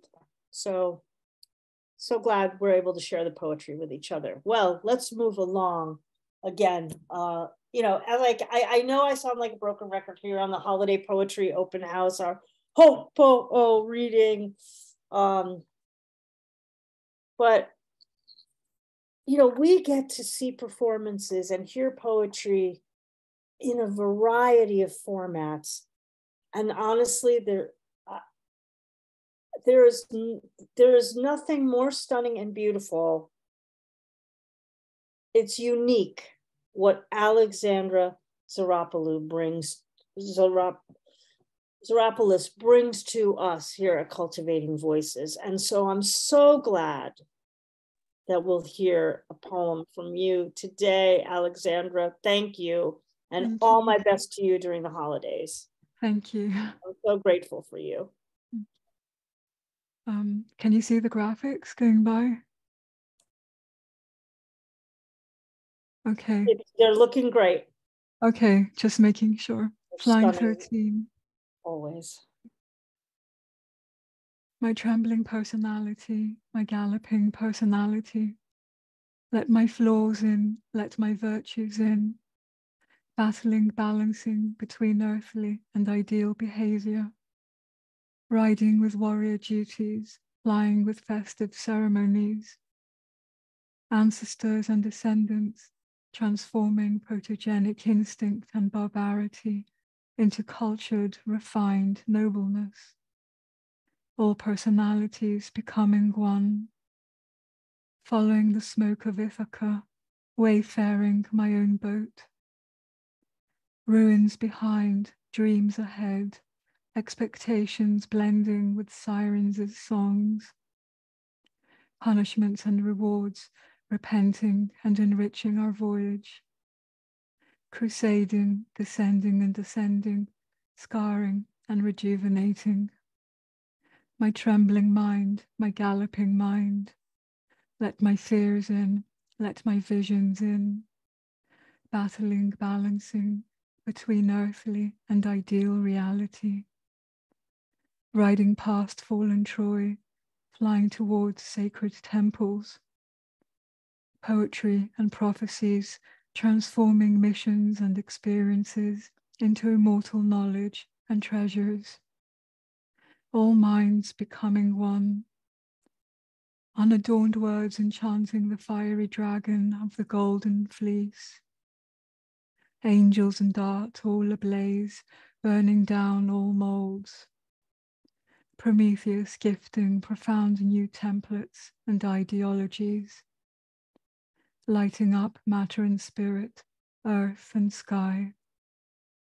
My trembling heart, my galloping heart, let my sorrows in, let my raptures in, battling, balancing between earthly and ideal love, riding through tempestuous waves, flying through moonlit water lilies, silver cocoons transforming hurt and trauma into soft silken chrysalids, all hearts becoming one, hovering above earth's wounds, embracing the altar of healing, mystical muses weaving threads of sweetness, of solace, resilient yarns guiding us through labyrinths of personal growth,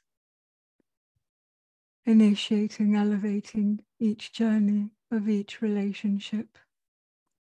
My trembling soul, my galloping soul, let my sins in, let my blessings in, battling, balancing between earthly and ideal liberation, riding into dichotomized horizons, flying into cosmic rays, eternal divine laws transforming dark ancient forces into golden propulsion and pulsation, all souls becoming one, lighting up my own path, a path unique to me, purgatory sun holding turmoiled memories, inflexible desires, escaped hopes, rising and setting in the azure of the sea, in the azure of the spirit, surging into eternity with full sails, all my efforts maturing. Our trembling civilizations, our galloping civilizations, let our tribulations in, let our exaltations in, battling, balancing between earthly and ideal humanity. Thank you and Happy New Year to everyone.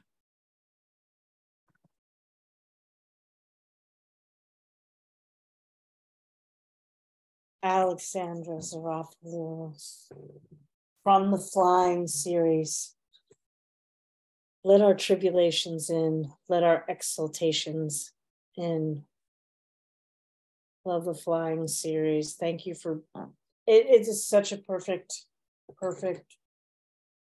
sharing for this occasion, a reminder for us all in this season as we move forward into the new year with new promise of ourselves and how we can connect with each other. Beautiful. I so look forward every time, and we've been so blessed to be able to hear your poetry throughout this year. Thank you, and all my best to you during the holidays. Well, again, this is an abundance of riches today, and all the various ways we get to experience poetry.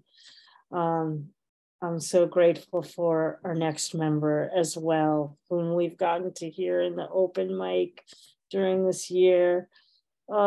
Big shout out to you, my friend Cynthia Steele. Happy holidays. Thank you, Sandy. Happy holidays to you. From Alaska, from Circa Journal, from Sandra and myself. So I'm just going to read, yes, Circa Journal, awesome. And somebody was saying they wanted to submit So send us an email and we'll talk about whether you can qualify for submitting, because there are many states involved. It's not just Washington and Oregon. Sandy will talk more about that. All right, so this is Christmas circa 1976. At 9, my sister and I dragged that tree. The bulk of it spread apart. We kept turning it, so it got damaged evenly all the way around. The length of it much longer than us, though not anywhere near 6 feet. Its dead weight, dragging thick furrows in the road, the sound of it trailing behind us, scraping muffled tones along a snowy trail. With Daddy, there was eggnog, with Everclear at Aunt Dina's. I looked up 5 and 6 and said, milk, please. She laughed, threw her head back, her face full of freckles, her arms full of freckles, her green eyes sparkling. That's right, she said, you like milk. I didn't, but the fiery sensation of the hot lava spilling down my gut didn't set right, not yet. The grown-ups laughed more than usual, laughing until they fell down, sometimes laughing until they weren't anymore, until it was quiet. With Mama, there were phone calls with familiar voices, but unfamiliar faces, thousands of miles away, asking how my entire year was in one conversation. I wondered at age 6, 7, 8, 9, how to answer that question. How was my entire year? It was okay, I guess. School, walking home, going to the movies, dogs having puppies, parents toking up. What to say? Mostly I listened to elderly voices talk of snow in faraway places. Powders with fragrances and huge puffs with elastic bands to grab onto. Cachet by Prince Machiavelli. In a 1970s introductory ad, the fragrance is as individual as you are. Fascinating cachet reacts to your body's chemistry. Besides being fresh and exciting, cachet is designed to pick up and play on every girl's very own special chemistry. In a sultry, woody, floral heart, resting on a warm, leathery, mossy base, I would dab it on my wrist. The little suitcases came, pastel blue, pastel pink, with particularly broken bottles. Smashed, some fancy ceramic plastic containers whose tops screwed off, we dug into them and smeared them wherever it seemed appropriate. My mother's face peering into our shared room with that expression that seemed to be her own recollections.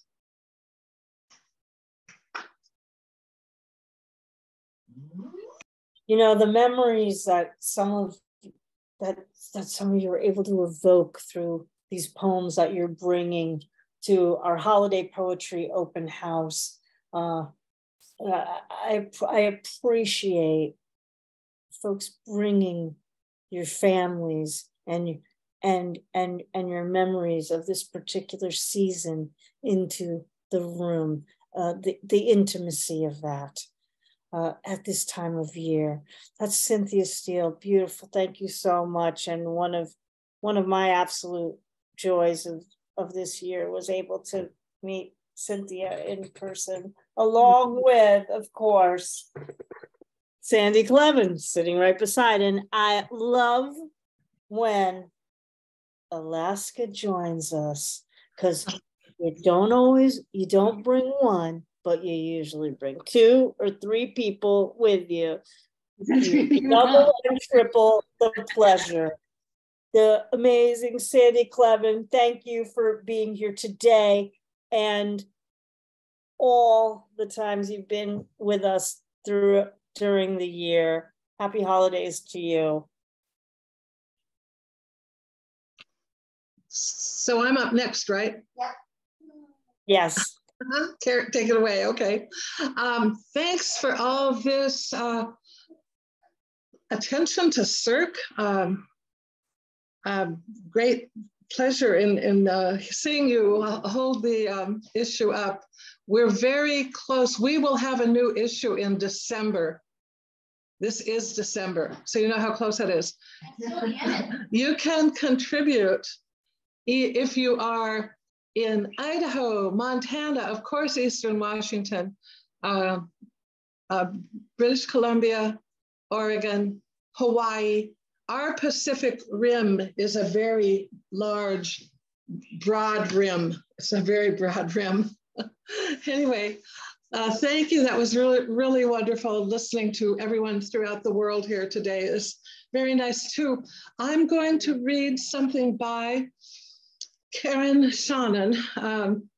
Karen's work led to the first poetry book created by Cirque Press. Was because after listening to her, I said, do you have any more of that? And she did, and we put together her book, Apportioning the Light. Because of her, we birthed the press, and we're pushing 40 volumes of various kinds of writing, much of it poetry.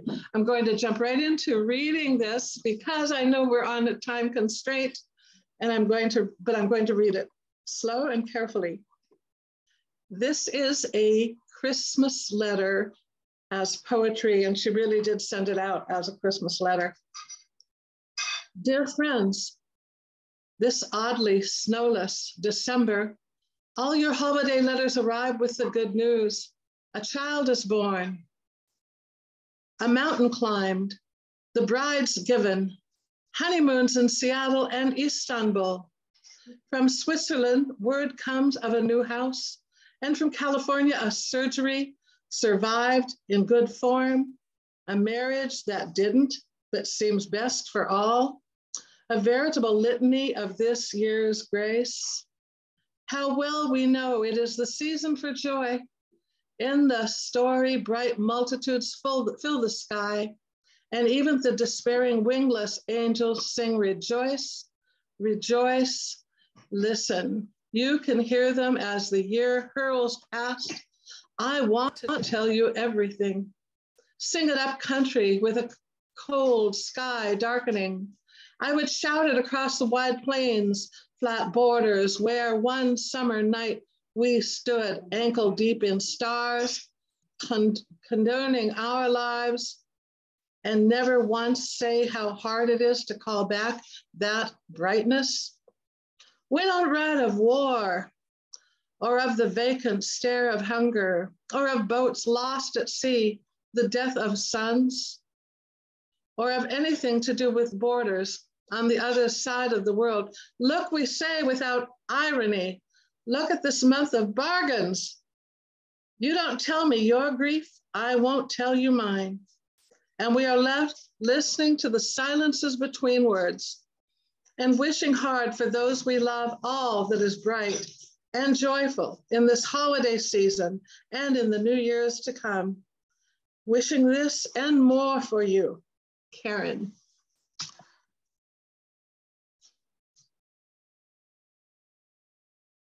A perfect contribution from Sandy Kleven, editor of Cirque Journal. Again, we're so happy to have you as a member of our community with the extraordinary work that you do and the poets that you also bring to us through the work of Cirque Press. And wow, what a poem. Well, I am so happy to have my dear friend and Olympia Poetry Network compatriot, Thomas A. Thomas, joining us today on the program. I can remember the first time I saw Thomas read in the open mic at Traditions, which is now called New Traditions, here in Olympia, Washington. Again, a person that we've benefited from hearing your poetry over these past 3 years. And I'm just so grateful to just have you as my friend and to have you here today reading with us a little bit more in the bio, the more formal bio about Thomas for all of you. Thomas A. Thomas.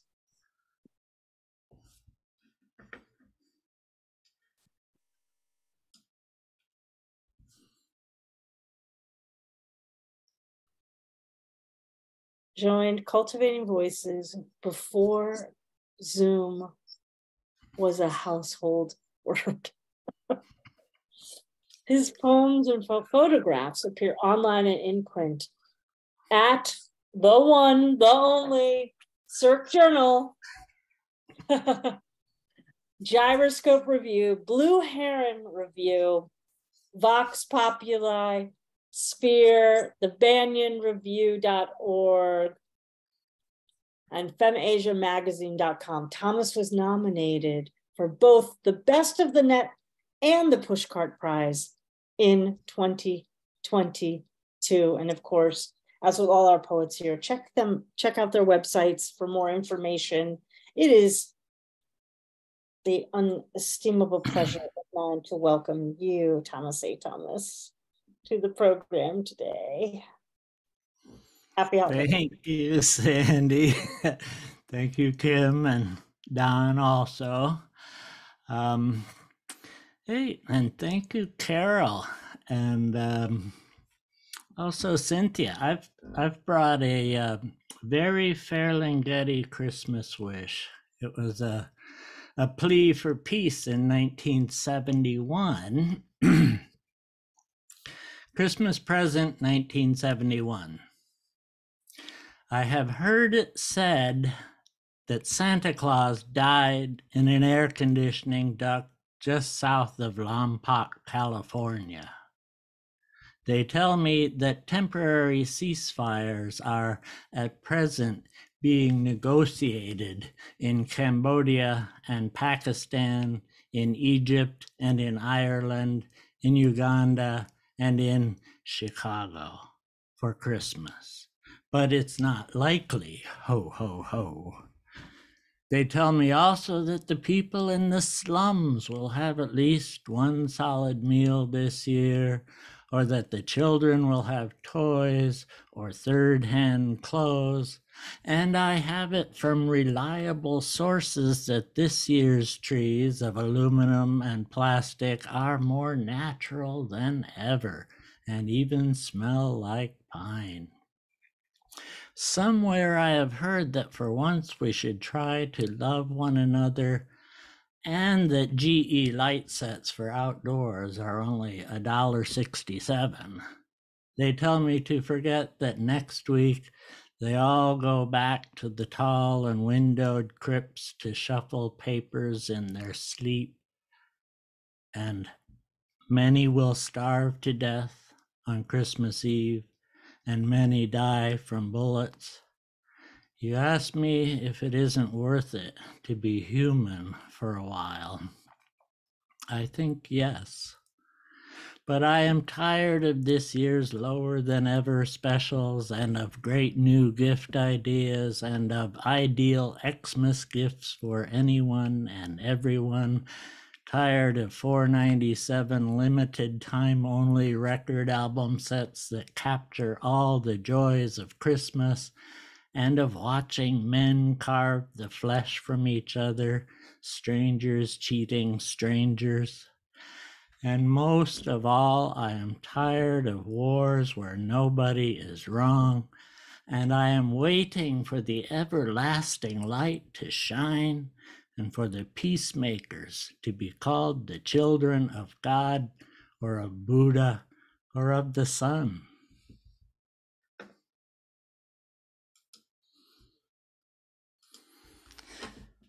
So that's a world peace, political sort of peace that I was wanting to speak of and beg for. Then there's also personal peace. And this one's called Instead of God. Instead of God, say heron, say kingfisher, say that was the 10th summer my wife was dying and I was not. Instead of God, say a name like Anne or Grace or Joy. Say the one who broke me open in a new way this wholly unexpected time. Instead of God, say love. Let joy in the side door, and she sits in the kitchen now in the warmth of fresh bread and cinnamon and honey. Instead of God, say only desire, want. Say pomegranate, poplar tree. Say stay. Say please. Say thank you. Say love again, dark and light and forever.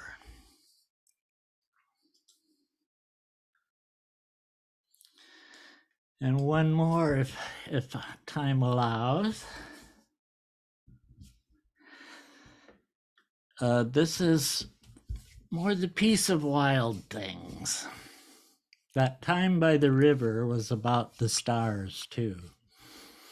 It was summer early, or perhaps spring late, all time and no time, hours or an eternity, time like torrents of snow melt roaring and whispering both, the water carrying starlight down from the high peaks, time slow like blossoms opening in their time, wild rose, daisy, lupin, paintbrush.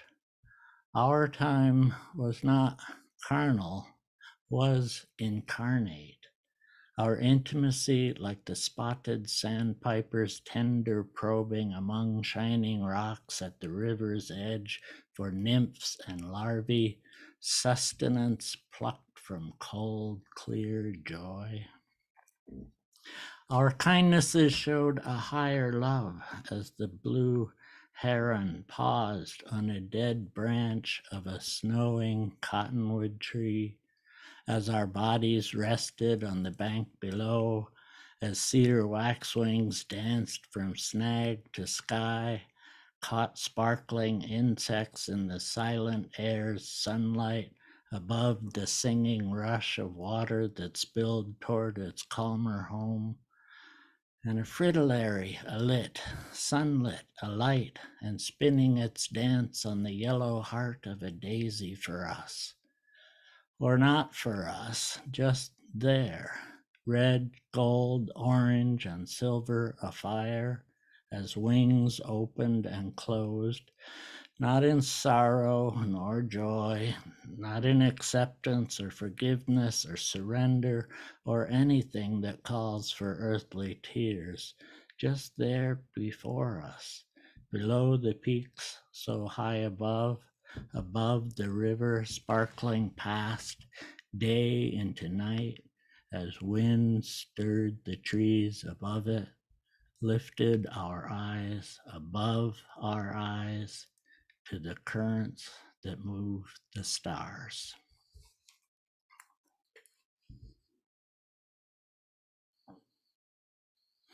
Oh my gosh, oh my gosh, oh my gosh. Oh, folks, you have just heard the poetry of Thomas A. Thomas. Thank you, thank you, thank you. I wish I could just come right over and give you a hug right now. Oh, I love those poems so much. Well, we have another gift, as if they're not all the as if we haven't been giving gifts all afternoon through all these amazing poems, Kim. It's true. Right. So Thomas, we need for you to give us a number between 1 and 10 for our final gift, which is directly from Sandy herself. She is gifting a subscription to Poetry Ireland Review, everyone. How awesome is that? So Thomas, a number between 1 and 10, please. 1 and 20? No, 1 and 10. Such a responsibility. Let's go with 8. 8. Charlene Neely, you are our winner. You get a year's subscription to Poetry Ireland Review. Woohoo! Charlene, I hope you will enjoy every poem that you will read in Poetry Ireland Review. And I will. The beauty of it is you will recognize the names of folks that you've heard here on Cultivating Voices Live Poetry. Happy holidays, congratulations, and thanks for being with us today. Thank you very much. Of course. Well, folks, we have a few more poets and our last special guest for today. It's like so perfect, the way the reading has gone. It's been tremendous all day.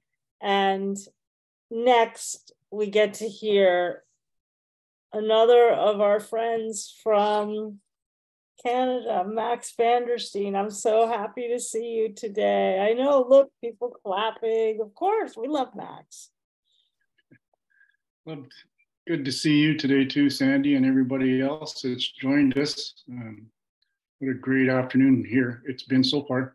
I'm coming to you from Edmonton in Canada, where today it is quite wintry, in fact, and getting us well in the mood for Christmas.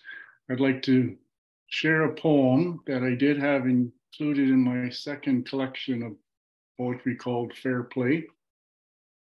It's called Harmony, and it expresses a wish that I really would like to see fulfilled at this time of year out, at any time, actually. Harmony. I make this motion with my pen, endeavoring to put an end to the silent charade, wanting to return not, my friend, to an emotional parade, but simply writing and strongly wishing only to recreate the wanting word that language has failed to communicate. The naturally implanted seed of man's elemental need for harmony. The quests and questions, acceptance or exceptions that comprise and compromise also contradict our inner nature. The seeming simplicity taken for granted is yet so elusive. If communication is the stimulus for celebration between us, then let love convince the voice of the exclusive to be proof and poem of our harmony. If you could only reach me, if you could only teach me to hear you openly, to touch you honestly and humanly, to share your joys and pains, to celebrate our lives and loves, then could we, my friend, revel in Earth's beauty and share its wealth in harmony. Thank you.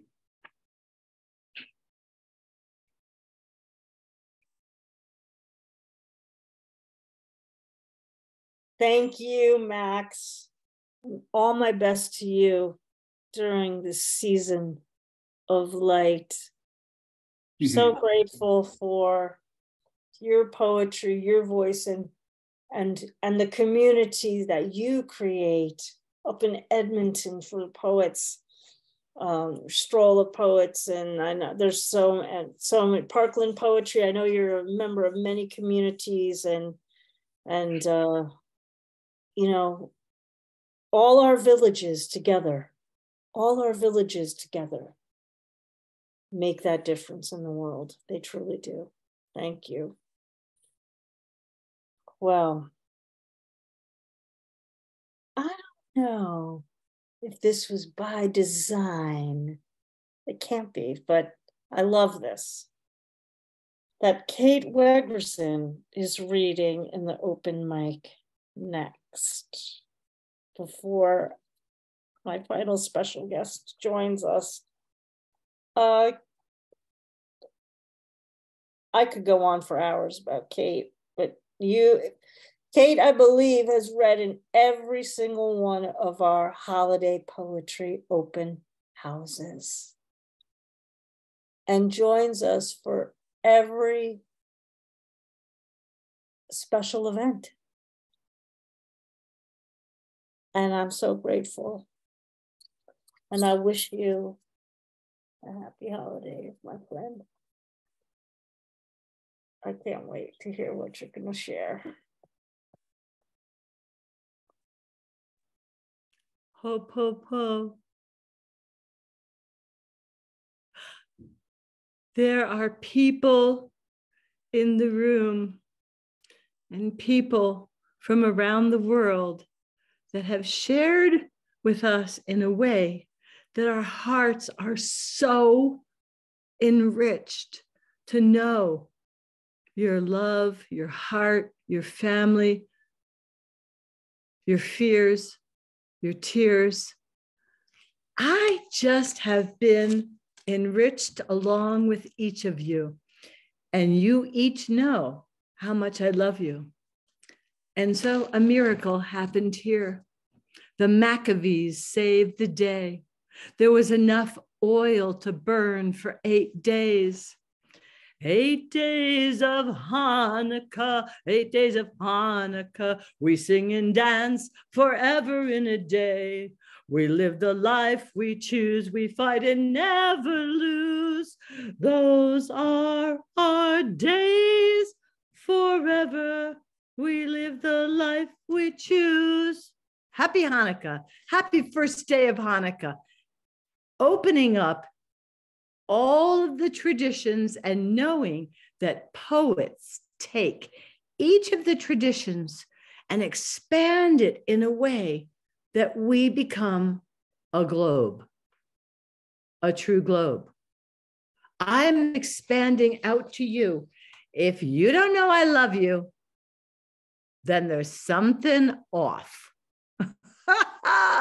So here's a sweet little poem that I did write. It's a quick tanka.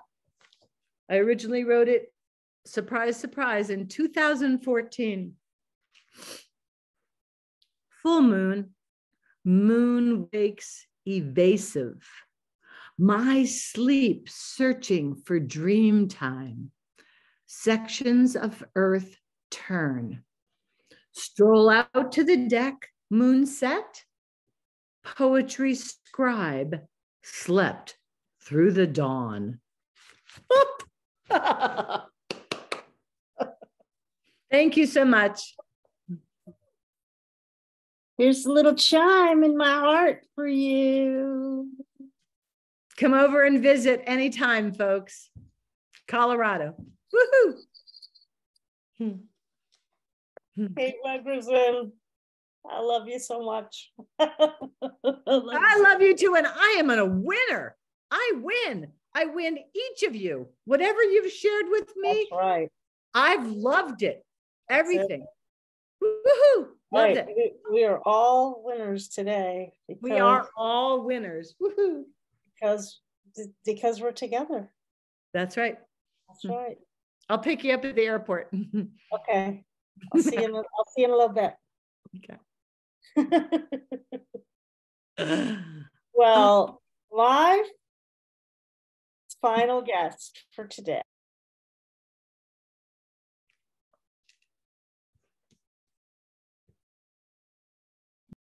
I was going to say my final guest for today, and I've been waiting all day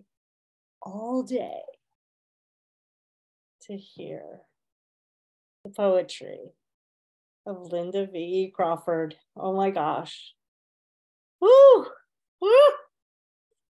What a gift to this world you are.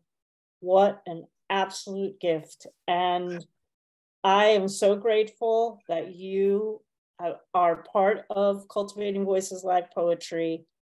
And every time we hear you here on the program, we are moved and astounded. And I'm so glad that you're able to join us today as part of our holiday gift to each other. Thank you so much. And here is a little more of the formal biography of this beloved human. Oh, Lynda V.E. Crawford was born and raised in Barbados and lives in the US. Both homes sway and punctuate her poetry. And if you've heard her poems, you know that is exactly what they do. Sway and punctuate. Perfect. Lynda writes, to sneak behind eyes, blow through ears, and stretch voices through her words. The Galway Review, the Bookends Review, and Exposition Review recently published some of her poems. And of course, there will be more. There will be more. And how fortunate we are to be able to listen and take into our being the spirit that is the poetry of Lynda V.E. Crawford.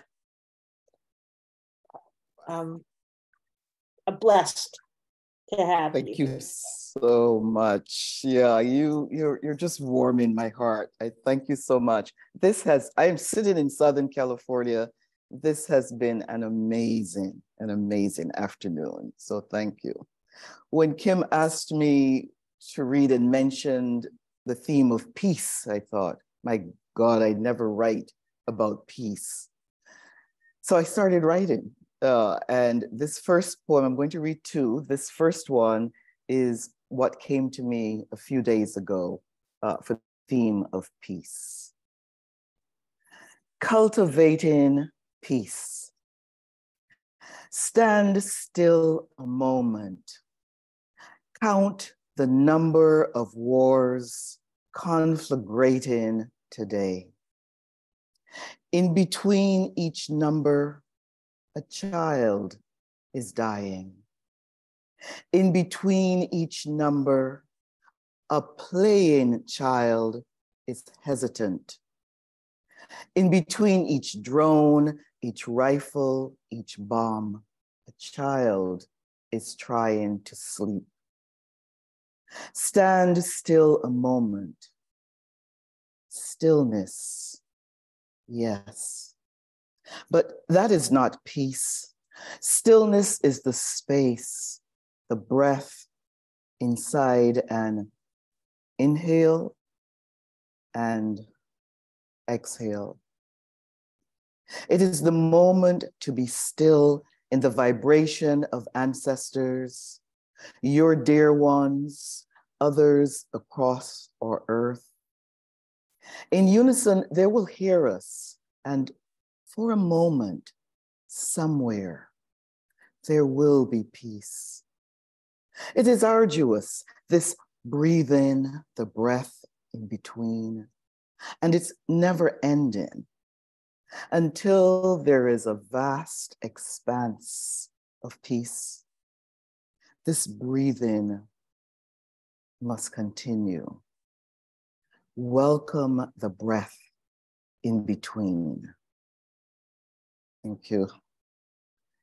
And thanks, I appreciate it. And this second poem of mine, I wrote it last February when Perseverance landed on Mars. However, it's about my grandmother, but then people and family and everyone across the earth who sometimes they will get it wrong, but that is not a reason to break.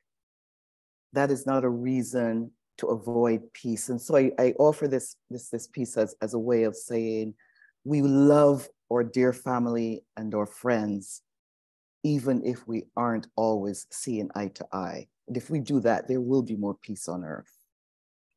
What to keep and let go. At 5 years, I heard a wood dove sing and my grandma translate. Ooh, ooh, ooh, ooh. Moses speaks God's word.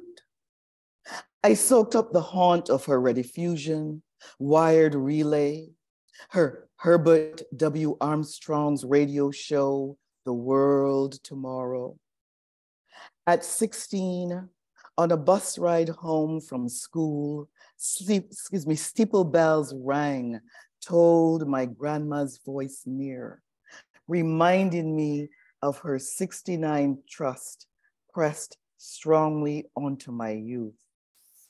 No man can go to God's moon. They've gone to Israel's Mount Zion, she said. I wonder, did she smile when my ears released her clang song of bells, or sigh in peace to hear my lips lilt toward our shared bird song? At 30, I kissed such sounds into the moyo of my husband. Abambo, can you hear her guiding life into her children, into us and our sons? In my 40s and 50s, I dreamed. I stayed her close-pinned hand, remembering how it clasped forced tradition, pinched my broadened nose. I long ago chose what to keep and let go, how to overcome tainted false history and the cross. At 65, I joined old and young in a cheer of perseverance, marking the span of immigrant curtilage from shed roof to Mars. I've discarded grandma's translations, wrong words, but I keep her coo and our woodov's soft yearning song. Ooh, ooh, ooh, ooh. Thank you.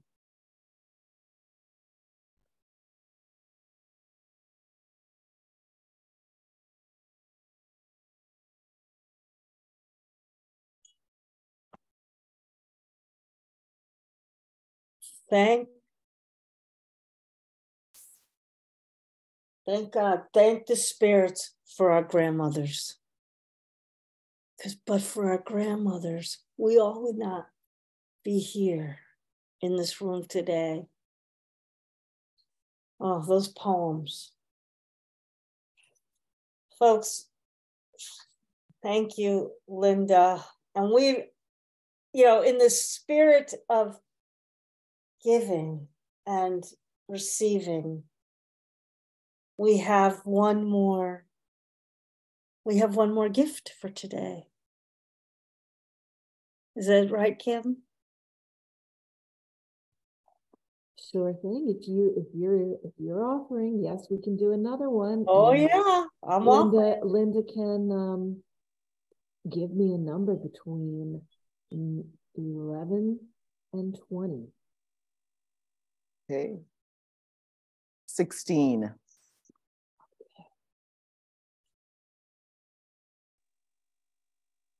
That would be my friend, Marcella Remund. Marcella Remund.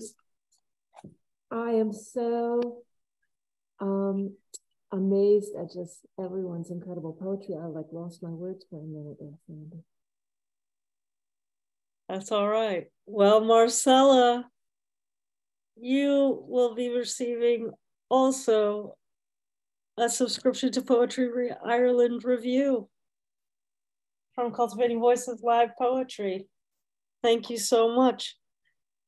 Everybody, I want to just say what an incredible afternoon, evening, morning, it's timeless now.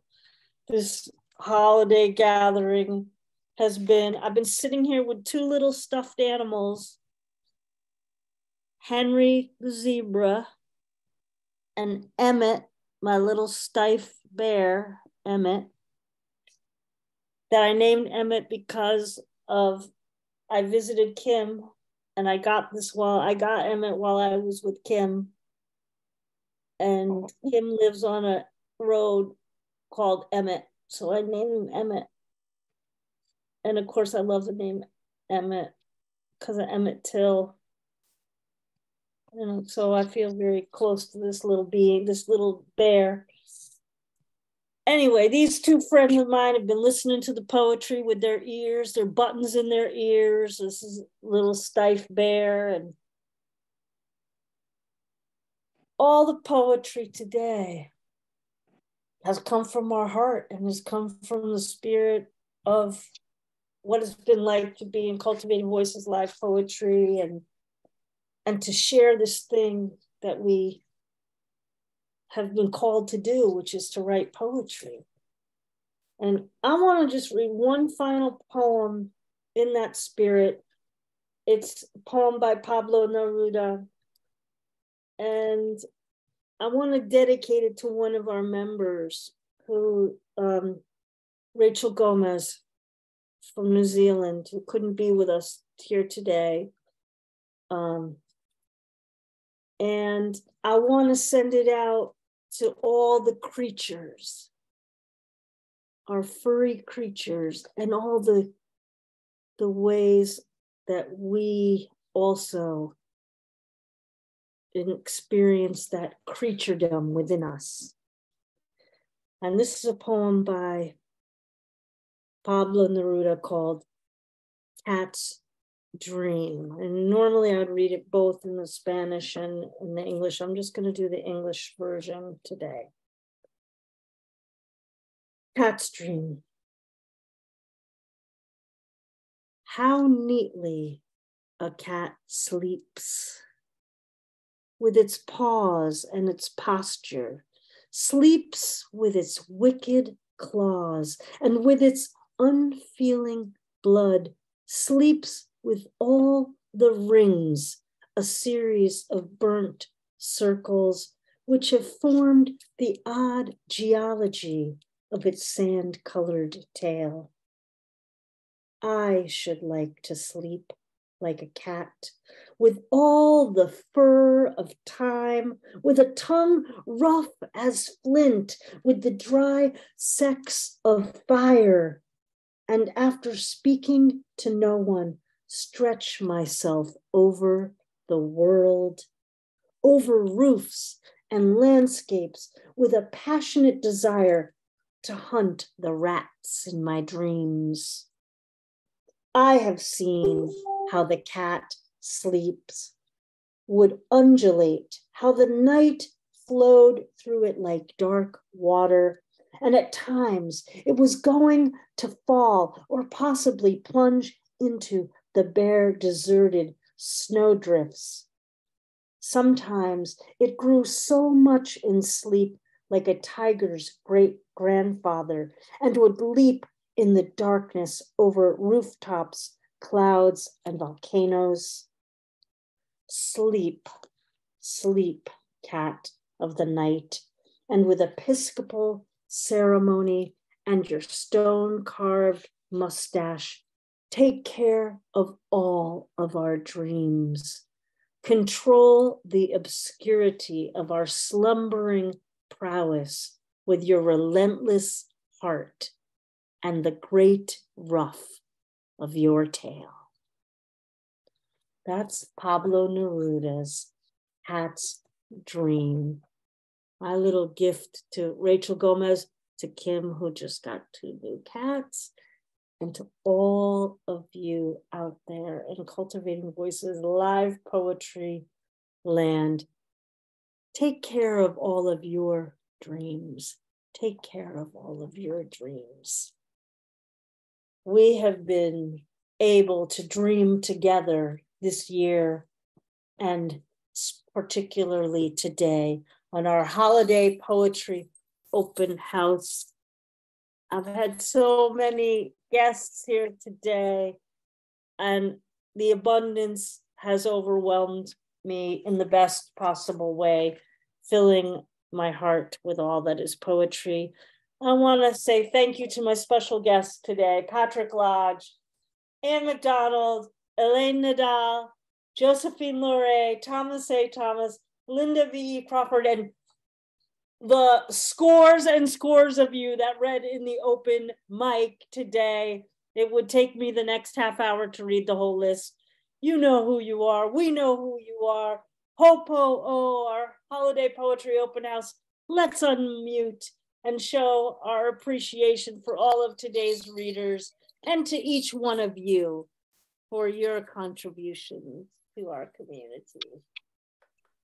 Bravo! Wonderful, wonderful. Bravo! Bravissimo. Great night. Fantastico. Bellissimo, Giulio. Deck the halls with boughs of holly.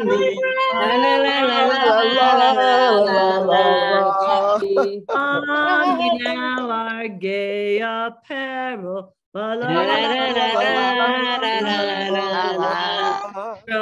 the ancient Yuletide carol. Let me sing before the whole congregation. There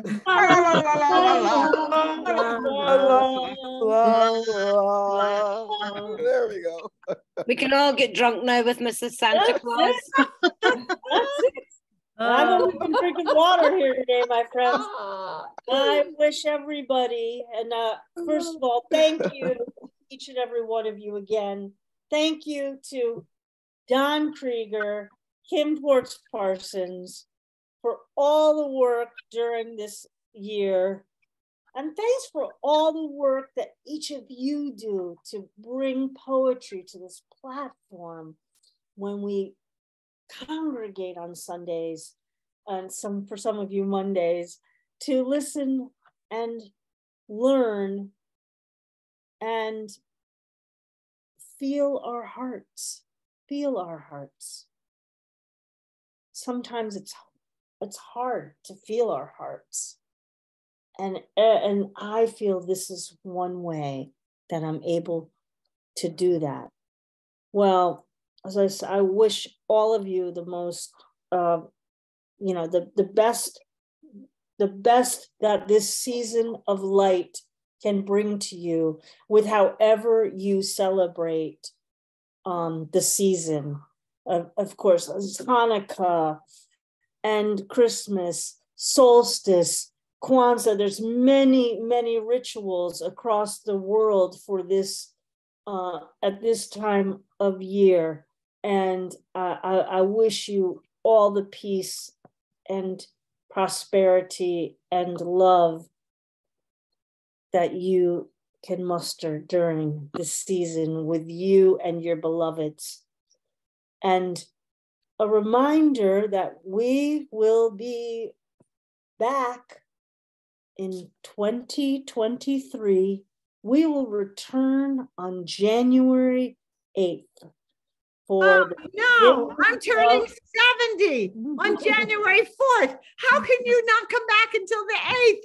I'm going to be 70. Yeah. Woo! Woo-hoo! All right. We'll have a party with you on the 8th.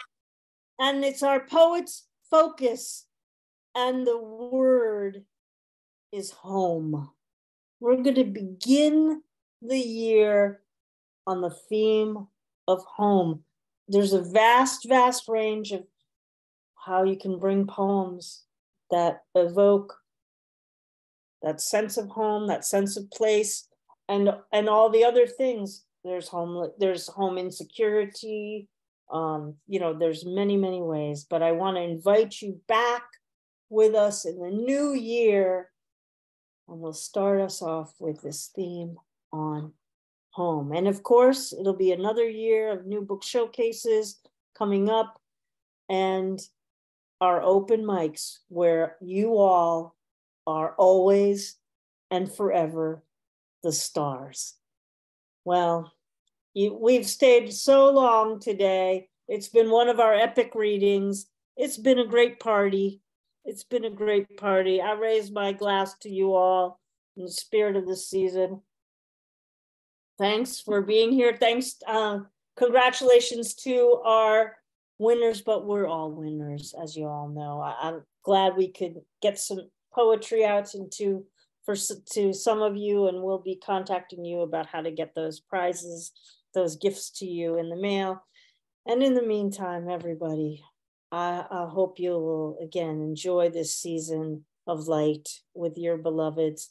As I always say at the end of the program, the end of every program, take very good care of yourselves. Take exquisite care of your beloveds. And keep writing your miraculous poems. Happy holidays. Oh, this has been our holiday poetry open house. I am so grateful, and we'll see you in 2023.